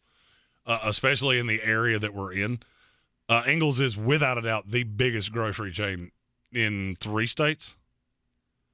I think in the entire Southeast. It's locally owned. Yeah. Yeah. I mean, in terms of not a national chain. Mm-hmm. They have been, A, been a great supporter of ours, but B, their marketing director pushes me to be, how would you put this? Edgier. because I mean, we get to see her for all kinds of events. Yeah, her thing was her first statement to us, because we said, if we're going to get in bed with a sponsor, we don't want to get into a relationship where that sponsor gives us money and then tells us what the fuck to talk about. And when we brought that up in the nicest way possible, she said, I'm not buying this to tell you what to talk about. I'm buying you. Yeah. I want you to be you. Just be yourself. Do what you are going to do. And that was the best advice that we've got. Ever. Is just play into who you are. Don't feel like you have to pander to an audience that you don't want. Yeah, we don't pander to shit. No, and number there's two. a reason, and I'll be honest with you, there's a reason we don't do interviews. Pretty much. You want me to give you a solid piece of it? Just since this is delved into hey, how do we make podcasts work? Let me give you a solid piece of advice. Let's not forget that. Say that again. Except for Bert Kreischer. Awesome. Bert was awesome. I still talk to Bert. If there's an interview with wide appeal, sure, we'll do it. I still talk to Bert. Did either of you happen to see he got stuck in North Dakota? I did not. Yeah, his bus got stuck. Yeah. And so Bert is a huge influence to me. A huge influence to me.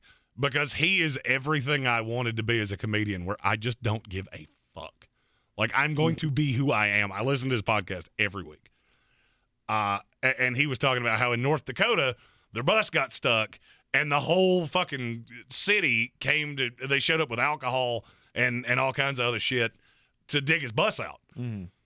And he went, this wouldn't happen in L.A. Exactly. No. That's the point. And that's kind of what this is going to get kind of cyclical. That's how we work with y'all. There's no other show that literally you can interact with live like that in YouTube comments. You have to call in, and these callers are fucking awful because hello? Hey, am I on there? And they got their fucking radio playing in the background. Right. It's audio bleach. And he and I came together and said, how do we prevent that from happening? Because that's fun for the person that's calling, and it's literally rupture my eardrums for everybody else. And that's how the YouTube thing came about, of we can do it this way. We cull the comments. No, we don't get to hear your voice. We're working on that. I've almost got that fixed. There's a box coming that'll be here next week that will fix that. And then that's actually enjoyable for everybody else. That's the number one thing, at least for the two of us, that we find is that people forget, oh, yeah, this has to be entertaining for other people, not you. This is not about your hubris or your anything else. The best advice I was ever given was nobody cares as much about your shit as you do. Correct. So stop trying to make others care about it. Right. Eddie Fox told me the first, so if you're here in Asheville, Eddie's Eddie laps all of us in terms of following and viewership and shit like that. Eddie's also a very good friend of mine. He told me from the get-go, the day you figure out that the people listening to you are the stars, you're just the figurehead for them, the better you'll be. The best piece of advice I've ever gotten in any industry, ever. Ever. And we will never stop doing that. No. I don't care if we wind up with 5 million subscribers. We will continue to do this the same way we're doing it now. Mm-hmm. Now it will become logistically a little bit more of a headache, but Did you read Lisa's comment here? I did not. About how she found us. She says her husband, Christian, listened to us every day, and she needed fantasy advice, so she decided to hop on in. You guys keep me from going to sleep at work. Indeed. She says she hopped in and on the channel during all the Deshaun Watson stuff. And then Satisfied Browns Fed said, yeah, Lisa, that was a fun time. Yeah. That was a fun time. Yeah. Yeah. That was a fun time. Mm-hmm. Stone Sports Podcast. Authenticity is hard to find these days, and it's appreciated, I promise you. That's the one thing that I always hated about other programs. I still hate it. Other programs. I mean, like Colin Cowherd, Stephen A. Smith, all of the top guys, like they are playing to the caricature of what they're supposed to be. Mm-hmm. So half the shit they say, they don't believe that. Mm-hmm. And you know they're smarter than that. Like the other day when I brought it up on the radio show, Colin Cowherd was talking about generational franchise quarterbacks. There's not one of those in this draft like Justin Fields. Well, you don't really believe that, nope. Colin. You're saying that because he's the flavor of the week and everybody's talking about it. You don't really believe that. But you have to say that or you feel like you have to say that to play to the base. I don't give a shit. Like, I'll give you my honest opinion. If it's wrong, it's wrong. I mean, I'm wrong about a lot of stuff. You're wrong about a lot of stuff. Everybody's wrong about something every now and then. I'm wrong all the time. I think that's the other thing, especially for the fantasy shows. Obviously, I'm in your YouTube comments on a regular basis, as often as I can, because unfortunately, old Armchair still has a regular little day job here, and I don't have sponsors for my show because, you know, I can go ahead and do what I want. But on the fantasy shows, we will take an L and we'll come out and say, yeah, we were wrong on that one, versus, you know, every other Tom, Dick, and Harry on the Twitter sphere and other YouTube shows saying, buy so-and-so. And then when they're wrong, they're like, oh, well, it wasn't my fault that it was, you know, it was the game script didn't go this way. You know, we sit here and we'll eat the L's. Stephen Tao just said Jets +7. Bingo. Every day, baby. Absolutely. And we lean into it and we embrace it and it's fun. But that's it. The authenticity is real because it's actual authenticity. It's actually what we're thinking. This is who we are as people. Yep. Panthers +7.5. Do not give a shit either way. Like I'll tell you that, you know, what I feel and why I feel that way. And if I'm wrong, so be it. You can laugh at me in the comments. Don't forget, I am the 2-time. This is the best way that I look at this. I have, and these two can vouch for this. I have a wife that is way out of my league, like exponentially out of my league. I have been an executive for 2 multinational corporations. I have now spent 4 years talking about sports on the radio. I have opened for a last comic standing, one of the most popular YouTubers on the planet, and one of the most famous comedians on the planet. If I died right now, I've still lived the coolest life of anybody I know. So it is really hard to hurt my feelings. Mm-hmm. As a matter of fact, I'm trying to remember the last time it happened. I'm coming up blank. So, you know, for me, I'm living on house money. Yep. You know, I get fired tomorrow. I work at the Home Cheapo. And you know what I would do? I'd sit in the break room and go, hey, you want to hear stories about my life? Because they're pretty fucking sweet. It's pretty fucking cool. Justin Parton, Rachaad White just had a Derrick Henry type stiff arm. And if you saw my face, that's what I was looking at on the screen. Just, oh my God. He just ate his soul. I think that was Tariq Woolen, too. Jeremy knows this better than anybody. I'm horrible with numbers, so I don't know who that was in the Seattle secondary who just tried to take down Rachaad White, but he threw him through the first row of the seat of the stadium, and I am all here for it. Tariq Woolen is like 6'4", so he should be pretty easy to pinpoint. He wears number 27. Oh, that was Quandre Diggs. I was about to say, if it's a single-digit number, it's not Tariq Woolen. Yeah, I didn't pay attention to the number. All I paid attention to was basically that Seahawk on his helmet. It came alive and went, oh, shit! Oh, that was beautiful. Good for you. And then he got fucking leveled by the linebacker. But Jordan Brooks said, come get some. Yes, he did. God, this has been a god-awful Germany game. I wonder if they'll still buy 1 billion tickets next time. Yeah. Even with... Because this is better than anything they've seen. Gentlemen, we have inactives. Sweet. I still maintain NFL football better than anything soccer's ever thrown out there, and it's not even close. So you put this in Germany, and they go, oh, shit, that's a real sport. Let's go check that out. Anything tickling your pickle in the inactives there, Armchair? No, it's nothing that's gonna. No, there's Tre'Davious White's inactive for the Bills. He's been touch and go. Yeah, well, I thought he had a chance to play this week. No Kyer Elam, no Jordan Poyer, no Tre'Davious White. I am much more happy with the Vikings matchups. That secondary's killed again. No Bud Dupree or Jeffrey Simmons for the Titans. That's not good. I wish I'd have known that before. Let's ride! Before making that damn pick.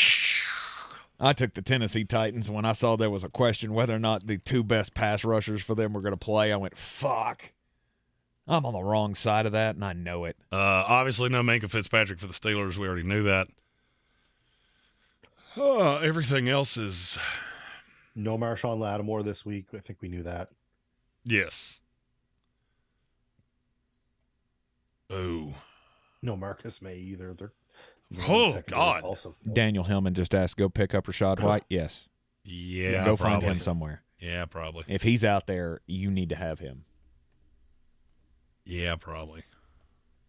Yeah, other than that, that's all that really... Also, if K. Otton's out there, go get him. Because he a dog. That was one of Jeremy's tight end whisperer moments during the draft. K. Otton's going to come in, and he's going to play good for somebody. Because he's a giant. And then he got drafted to my team, and I went, oh, well, wonderful. That is one thing I will say for myself. The 3 years we've been doing drafts on air with keeping receipts, I can't tell you I'm the most accurate because that's certainly probably not the case. Maybe not, but you're close. I do okay. I've cashed a couple of draft prop bets because of Jeremy. So, In terms of the draft community, I'm very well connected. And I have some guys that are infinitely smarter than me that go, hey, how about you look at this right here? Which allows me to really focus my time. Eric Miller says, Seattle's defense sucks, but Brady is starting to look like the Bucs may be about to get hot. There's always been that possibility. There's always been that possibility, but the one thing I will say is I wouldn't necessarily put too much into this. These European games are always weird. Mm-hmm. They're always weird. This is when we picked this game, I said this feels so easy and succinct that almost invariably something's going to go wrong. Mm-hmm. And it did. And I'm happy to know I'm on the wrong side of it. Although if you had that was Armchair, was it you that said you were on the under on the Brady prop? Yeah. Yeah, that's going nicely for you. Yeah, under on the Brady prop. What was the prop? 275. 275. Yeah. Yeah, he's at 213, and he may be fitting to throw the last pass of the game for himself. Yeah, maybe. Start running the clock. I just need Gino to get a couple of more, and then I'm fine. Well, Tampa's at 1st and goal now. He can throw all he wants 1st and goal. I'm not worried about the yards there. Oh, yeah. No. I was just giving the update here because, I can't take my eyes off of it. I also think starting next this is a total aside because the ad just came up on my Facebook. I think I'm going to become bandana guy. I got to get the sides of my hair cut before we judge this parade. I rocked headband last night, and I went, Jesus, this is just way more comfortable than the rest of my daily life is. Oh God, I feel like Bill's ahead of us on the stream here. He just said, "What the hell is Todd Bowles doing?" Todd Bowles things. That's what he's doing. Oh fuck. Oh, I love when Todd Bowles does Todd Bowles things. Yeah, but I hate it when people say shit like that, and I know I'm behind on the stream, and now I'm like, what the fuck's about to happen? I mean, I know exactly where they are. And it's 2nd and goal. 2nd and goal. How much time's left? 10:55. 11:30. Oh, shit. You're ahead of me. No, see, that's there. Chris Godwin touchdown. Let's go. Let's fucking go. That's a 23 ball game, boys. Tampa Bay, back in the win column. Ugh. You actually have a fantasy question. T. Higgins on the Hey, bye. Che Ambrose from Wyoming. I think that's the first time I've ever seen that. Awesome. Welcome in, Che. Glad to have you. We're like an AA meeting for sports. Feel free to comment your drug of choice. Mine's always been Devontae Parker. Do I drop Higbee for Cole Kmet this morning? That's interesting. I'm going to say no, just solely because this is such a good matchup. Mm-hmm. Yeah. The Arizona Cardinals against tight ends, this has been a cheat code for years. So Yeah. I'm going to say no. Look, That's Justin Fields just doesn't no. throw enough. So it's That's really the problem, hard for right? and I like Mooney's matchup today. I don't mind Claypool because I could see him getting behind the defense. He could be 170-yard shot, and that's his day. But that's enough. And if that's the case, then there's just not enough work. I mean, it gets to a point of, okay, how are all of these guys going to be there? And Kmet's just inconsistent as hell. So, Yes. and if you have John Walford playing today, a shitty quarterback's best friend is the tight end. So it could be a Cooper Kupp, Tyler Higbee drop off to Darrell Henderson day. So I would say no, but it's close, and I totally understand why you asked that. I think I'm coming around on Cole Kmet. So I just feel like in the last couple of weeks, Justin I've Fields always has been high on Cole found Kmet. him. I mean, hell, I said take he. a I know. long time to develop. Absolutely, it's a hard position to learn in the NFL. I mean, when he came into the league, I said he was going to be what Tyler Eifert would have been if the injuries weren't a thing. Yeah. And I fully believe that's And exactly what he's become. Now, I remember waiting on it, but now it feels like there's a connection there now. Yeah, like 6 times a game, there's a connection. Yeah. But one of Justin those Fields doesn't throw enough. That's the problem. It's better with no Velus Jones, with no N'Keal Harry. It's certainly a better matchup. Well, man, it but I streamlines don't know everything. if it's there. But it's Yeah. touchdown dependent, too. I mean, it streamlines everything because you basically have Chase Claypool, Darnell Mooney, Cole Kmet, and the running backs, and that's it. There's nothing else there. Yep. Super chat from Gage Camplin. So I'm your huckleberry. Says, hey, boys, Russell or Goff? Russell by a Russell. lot. Yeah. I have talked myself into Russell, the love muscle, just being a dog The love muscle. today.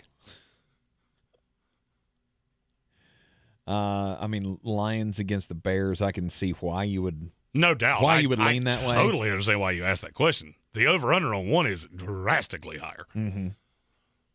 Well, my over-under. I feel like Vegas has one of those way off. I just can't figure out which one it is.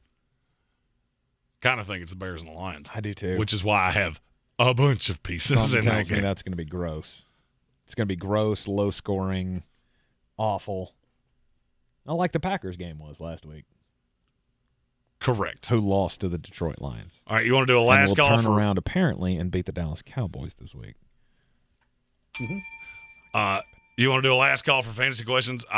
You've taken 11 pee breaks, and now I'm Hell yeah. officially down to I got to go. Yeah, last call for fantasy questions here in the Sportsocracy, coming to you live from the Ingles Studio. I didn't even realize what time it was. I've been so enamored with everything else going on. It's been a great day. We hit 3,000 subscribers, which is a great benchmark for us. Great benchmark for any podcast. You know, everybody's got to start somewhere.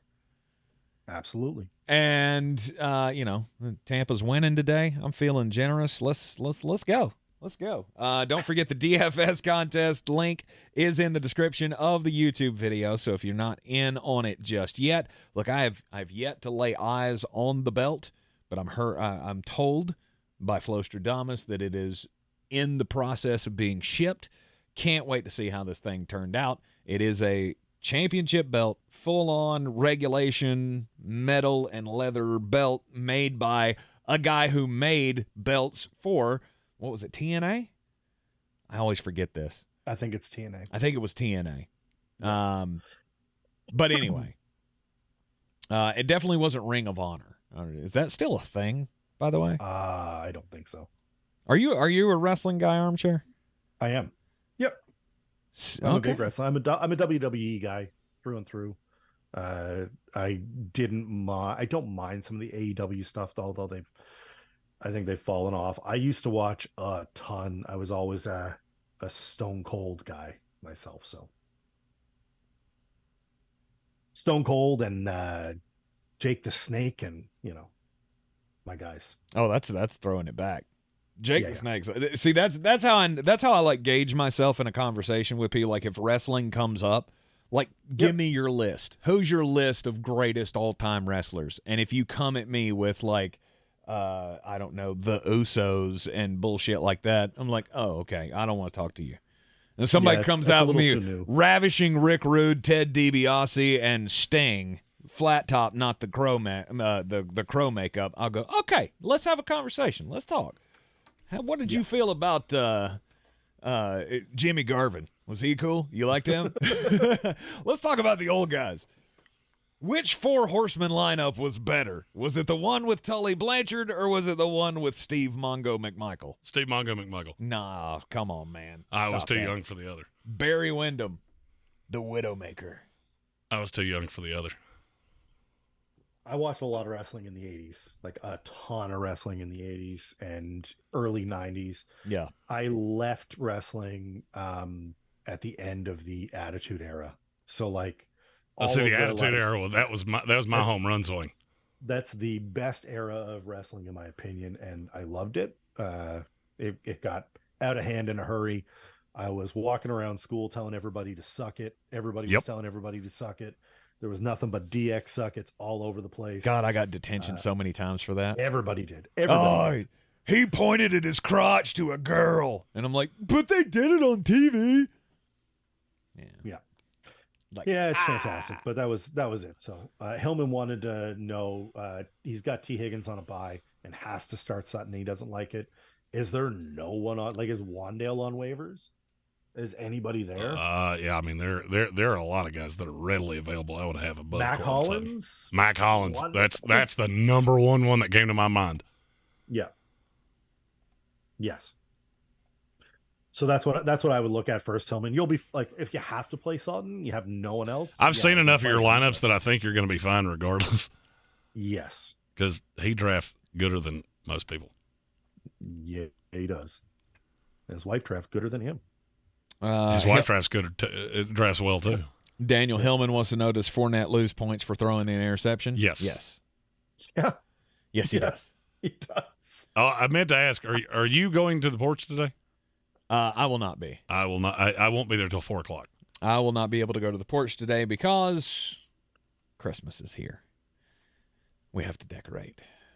Jesus Christ. Thanksgiving's not for 2 weeks. We got to decorate the house. Look, like I said, Why? when your kids come to you and say, Dad, we're ready for Christmas to be here, you go, fuck it, it's Christmas time. It's not Christmas time.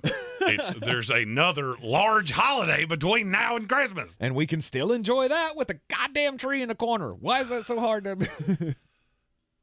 Why does everybody have a problem with that? It was Thanksgiving in October in Canada, so. You're right. Tyler Lockett just scored a touchdown. Why could that not have been Kenny Walker? Kenny Walker had a big play before that, but no He did. touchdown. He's just been so freaking bad. Yeah, I in a league that I needed him to not be bad this week. Stone Sports Podcast said I had this debate on Twitter last week. Like, I mean, I've had this debate with people for years. If it were up to me personally, yeah, the Christmas tree doesn't come out until Black Friday. After Thanksgiving, that's when you start decorating. But I'm also at the point where I feel like this might be the last year for my kids to have that true Christmas. The true thing. And look, I don't have any thoughts that, you know. Be wary. I know. I don't have any thoughts that they're not already there, but the true believerism, I want to get the most out of it while I can, because they're going to get to that point where they start to become too cynical. So when they say, it's Christmas season, we need to decorate, I'm going, yeah, okay, we do. Because they said that to me, because actually I had said in the conversation, it's not like we're going to put up Christmas decorations before Thanksgiving. And they went, oh, we were going to ask you if we could do that this weekend. I went, fuck it, let's do it. Fuck it, we'll do it live. We'll do it live. But to me personally, I've always been on the side of not until after Thanksgiving. But I've had to make sense of this in my own head of I can still enjoy Thanksgiving with the Christmas tree in the corner. It'll be fine. It'd be fine. I mean, hell, the stores have had Christmas decorations up for 3 weeks already, it feels like. So Costco up here only operates in seasons, and Christmas is like, I think they start showing Christmas stuff in end of like September. You'll start seeing snowsuits out and Christmas decorations. Right. Well, I mean, but also, I mean, think about it from the retailer standpoint. To me, it makes sense because with inflation and the way things are priced these days, you got to have a 3-month start. You got to have somebody remind you, hey, you need to start putting shit on layaway because this shit is twice as expensive as it was last year. You don't have to do that if you just don't buy anyone presents. Bingo. All right, Grinch. I buy presents for my daughter. That's it. Right there. Well, and the fiance. Yes. There you go. Yeah. That's it. Hillman asked Curtis Samuel or Sutton. It's Curtis Samuel by a bunch.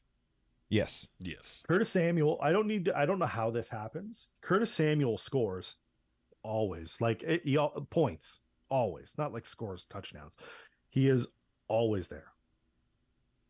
Always. And he is safe as safe can be. And no one plays him. I don't know why. Everybody's always like, do I bench this guy? No, start him. Especially over Sutton. Gross. In Canada, nobody goes out in December. No, we go in December. We're just built different. That's all. Yes. It's all that maple syrup, right?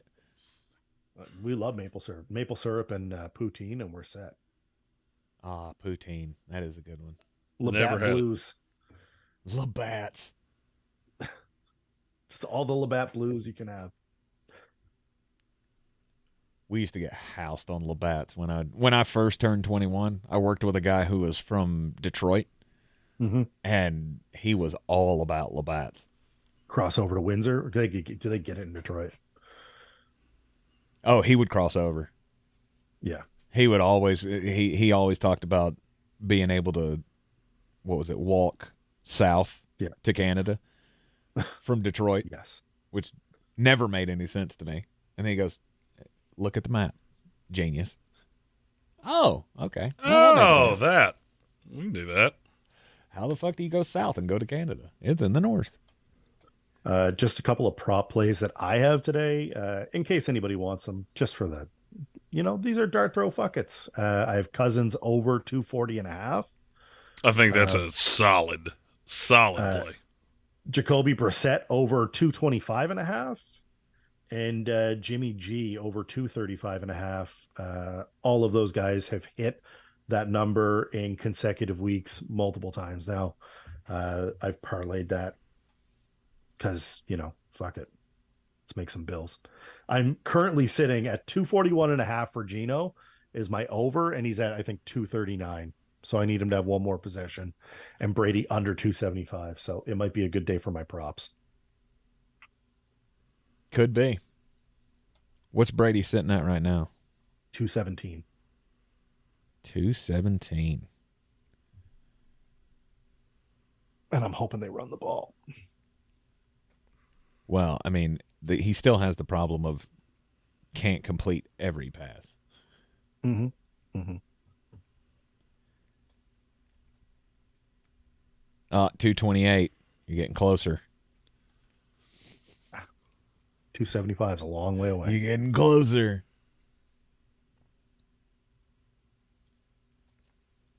All right. Any other questions here in the comments before we close this thing out? Last chance to get in there. Will Miles Sanders ever go over 25 points in a PPR? Daniel Hillman maybe once. He might one time. Yep. I mean, I feel like he's good for that one game every year. I feel like he's solid right around that 17 to 21 area most weeks. And then he'll have that one game where he ends up getting 3 tutties. Might have 5 catches, and he'll roll you off a good 30-point game. I love those. But the way this Philadelphia team is, you just don't know. I mean, because he hasn't had the opportunity to do that because they run fucking Kenny Gainwell too much inside the 5-yard line. Which is stupid. It pisses me off every time. Like, no one plays him in fantasy. Give the fucking ball to Miles Sanders. Don't forget to smash the like button. Thank you, JT Money, for that reminder. It's been a good day. It has been a good day. Over the 3,000, we appreciate all of you greatly. It's going to be a good day. It is. I feel good about my DraftKings lineup in spite of the fact it looks just gross as shit. Oh, I guess I should be giving a DraftKings lineup that I'm not playing anywhere. Yeah, give us the banger lineup here. I'm using the wrong keyboard here. Now, remember, this is the one that's going to win you the battle for the belt this week because it's the one that he's not playing. Yes. Zach Sawyer played damn near exactly this lineup. Not because he heard it from me, because we just think alike. All right, let's give the lineup. Oh, got to get there. Are you getting cold? No, JT Money said put on the domestic lights jacket and enjoy the footballs. Yes. So, yeah, I'll put on my my throwback jersey or throwback. You just look so fast, Tank. You look so fast. I want to go Can't wait. fast. Can't wait. His car refuses to turn right. Yeah, Wearing like I said, that this jacket. is the this is the one thing that got left at my house by the well, I mean, I've been cagey about it. It was Scott For a Cutshaw. reason. At one point, Scott Cutshaw, a member of our House of Reprehensibles, he lived at my house for a while. He left this jacket there. He was a huge Dale Earnhardt fan, which was hilarious. Imagine Scott Cutshaw with the blonde hair, because he did that. He went Oh, full the Sting. Dale Earnhardt Jr., dye your hair blonde, all of that. And he left it at my house. And it was, damn expensive, full on, everything sewn on, authentic racing jacket. I went, I can't get rid of it. Maybe one day I'll be able to wear it. And hey, here we are. And here we are. It's the only jacket that I have that doesn't, swallow me whole. Any Eagle fan could tell you that Miles is between a 20-yard guy, then it's Gainwell or Scott. All right, so there is a player in this lineup that I'm playing somewhere else. But quarterback's Trevor Lawrence, stacked with Christian Kirk. Okay. DPJ, Amon-Ra St. Brown. Running backs are Nick Chubb, Jeff Wilson, Aaron Jones. Tight end is Tyler Higbee. Defense is the Pittsburgh Steelers. Nice. That is the cashiest cash game lineup in the history of time. If that doesn't cash, I will be stunned. Oh, Tom Who are the running Brady. backs? And INT. That was the one thing you couldn't do there, Tommy. Tommy threw an INT to the Seahawks. And I will give credit for the great open field tackle by Julio Jones. That looked linebacker-esque. But, yeah, I don't even know what you were seeing right there, Tom. Jeremy, who are the running backs you picked there? Oh, let's see. Nick Chubb, Jeff Wilson, Aaron Jones. All right. We see, and the defense, sorry? Pittsburgh Steelers. The Steelers. Against Andrew Dalton.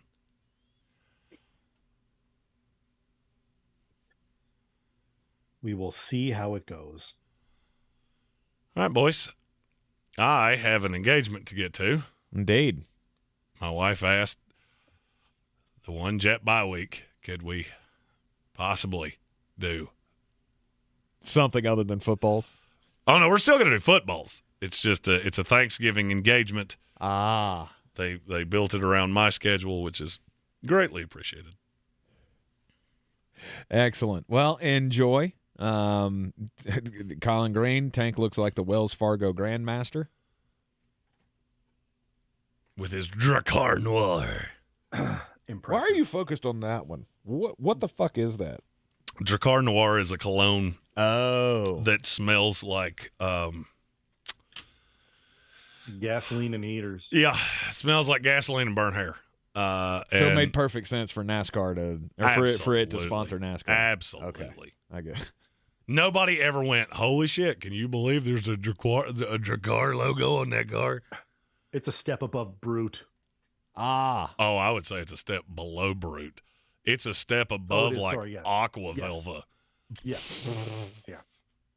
Yeah. Or what? There was another one that Eddie Fox said to me the other day. Oh, shit, that's going to bug the hell out of me.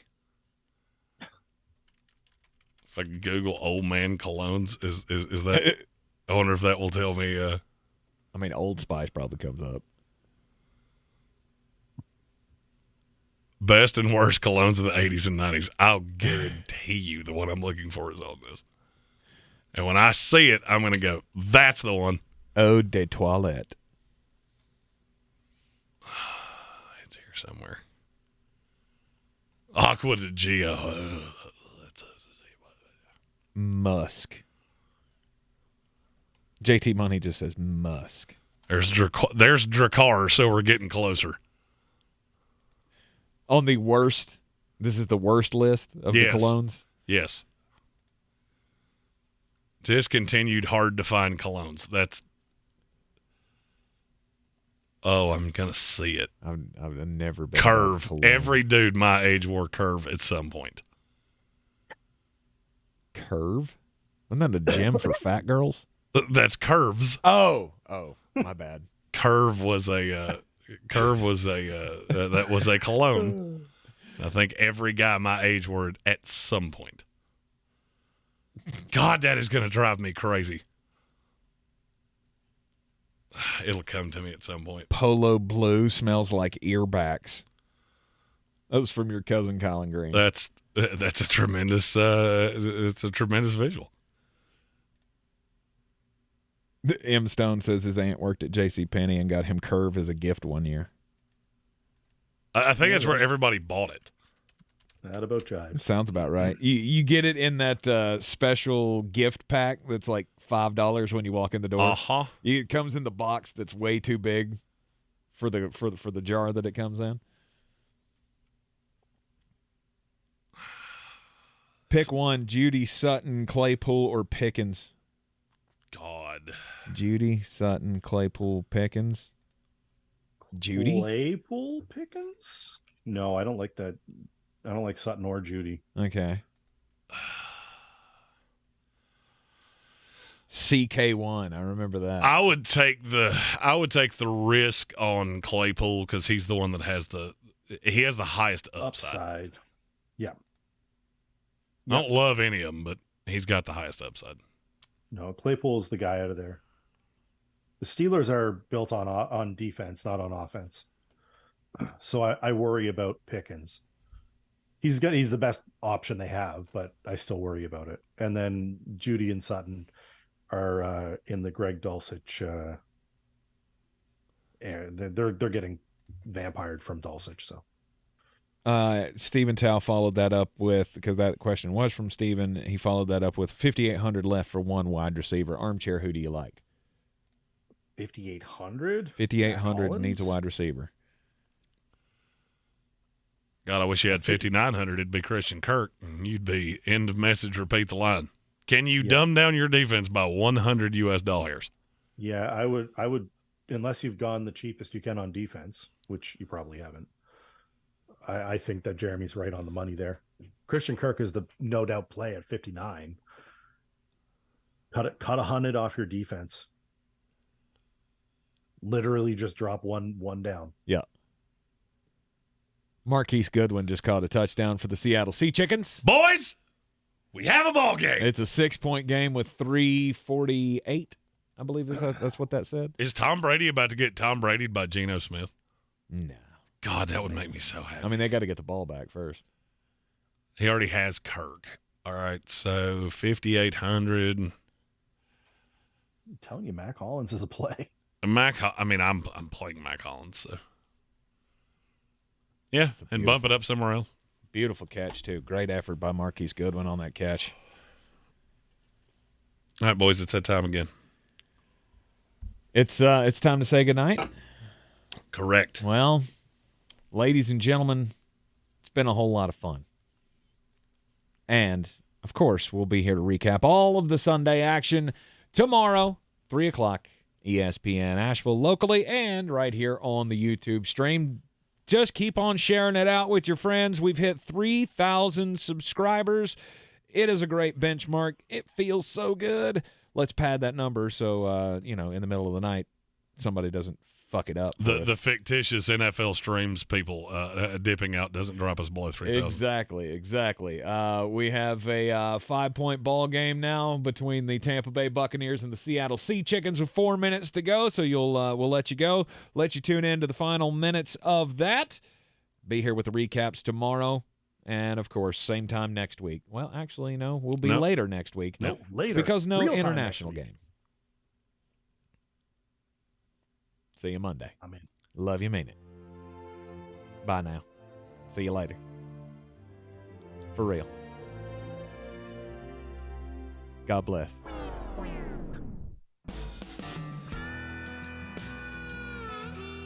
Fire them cannons.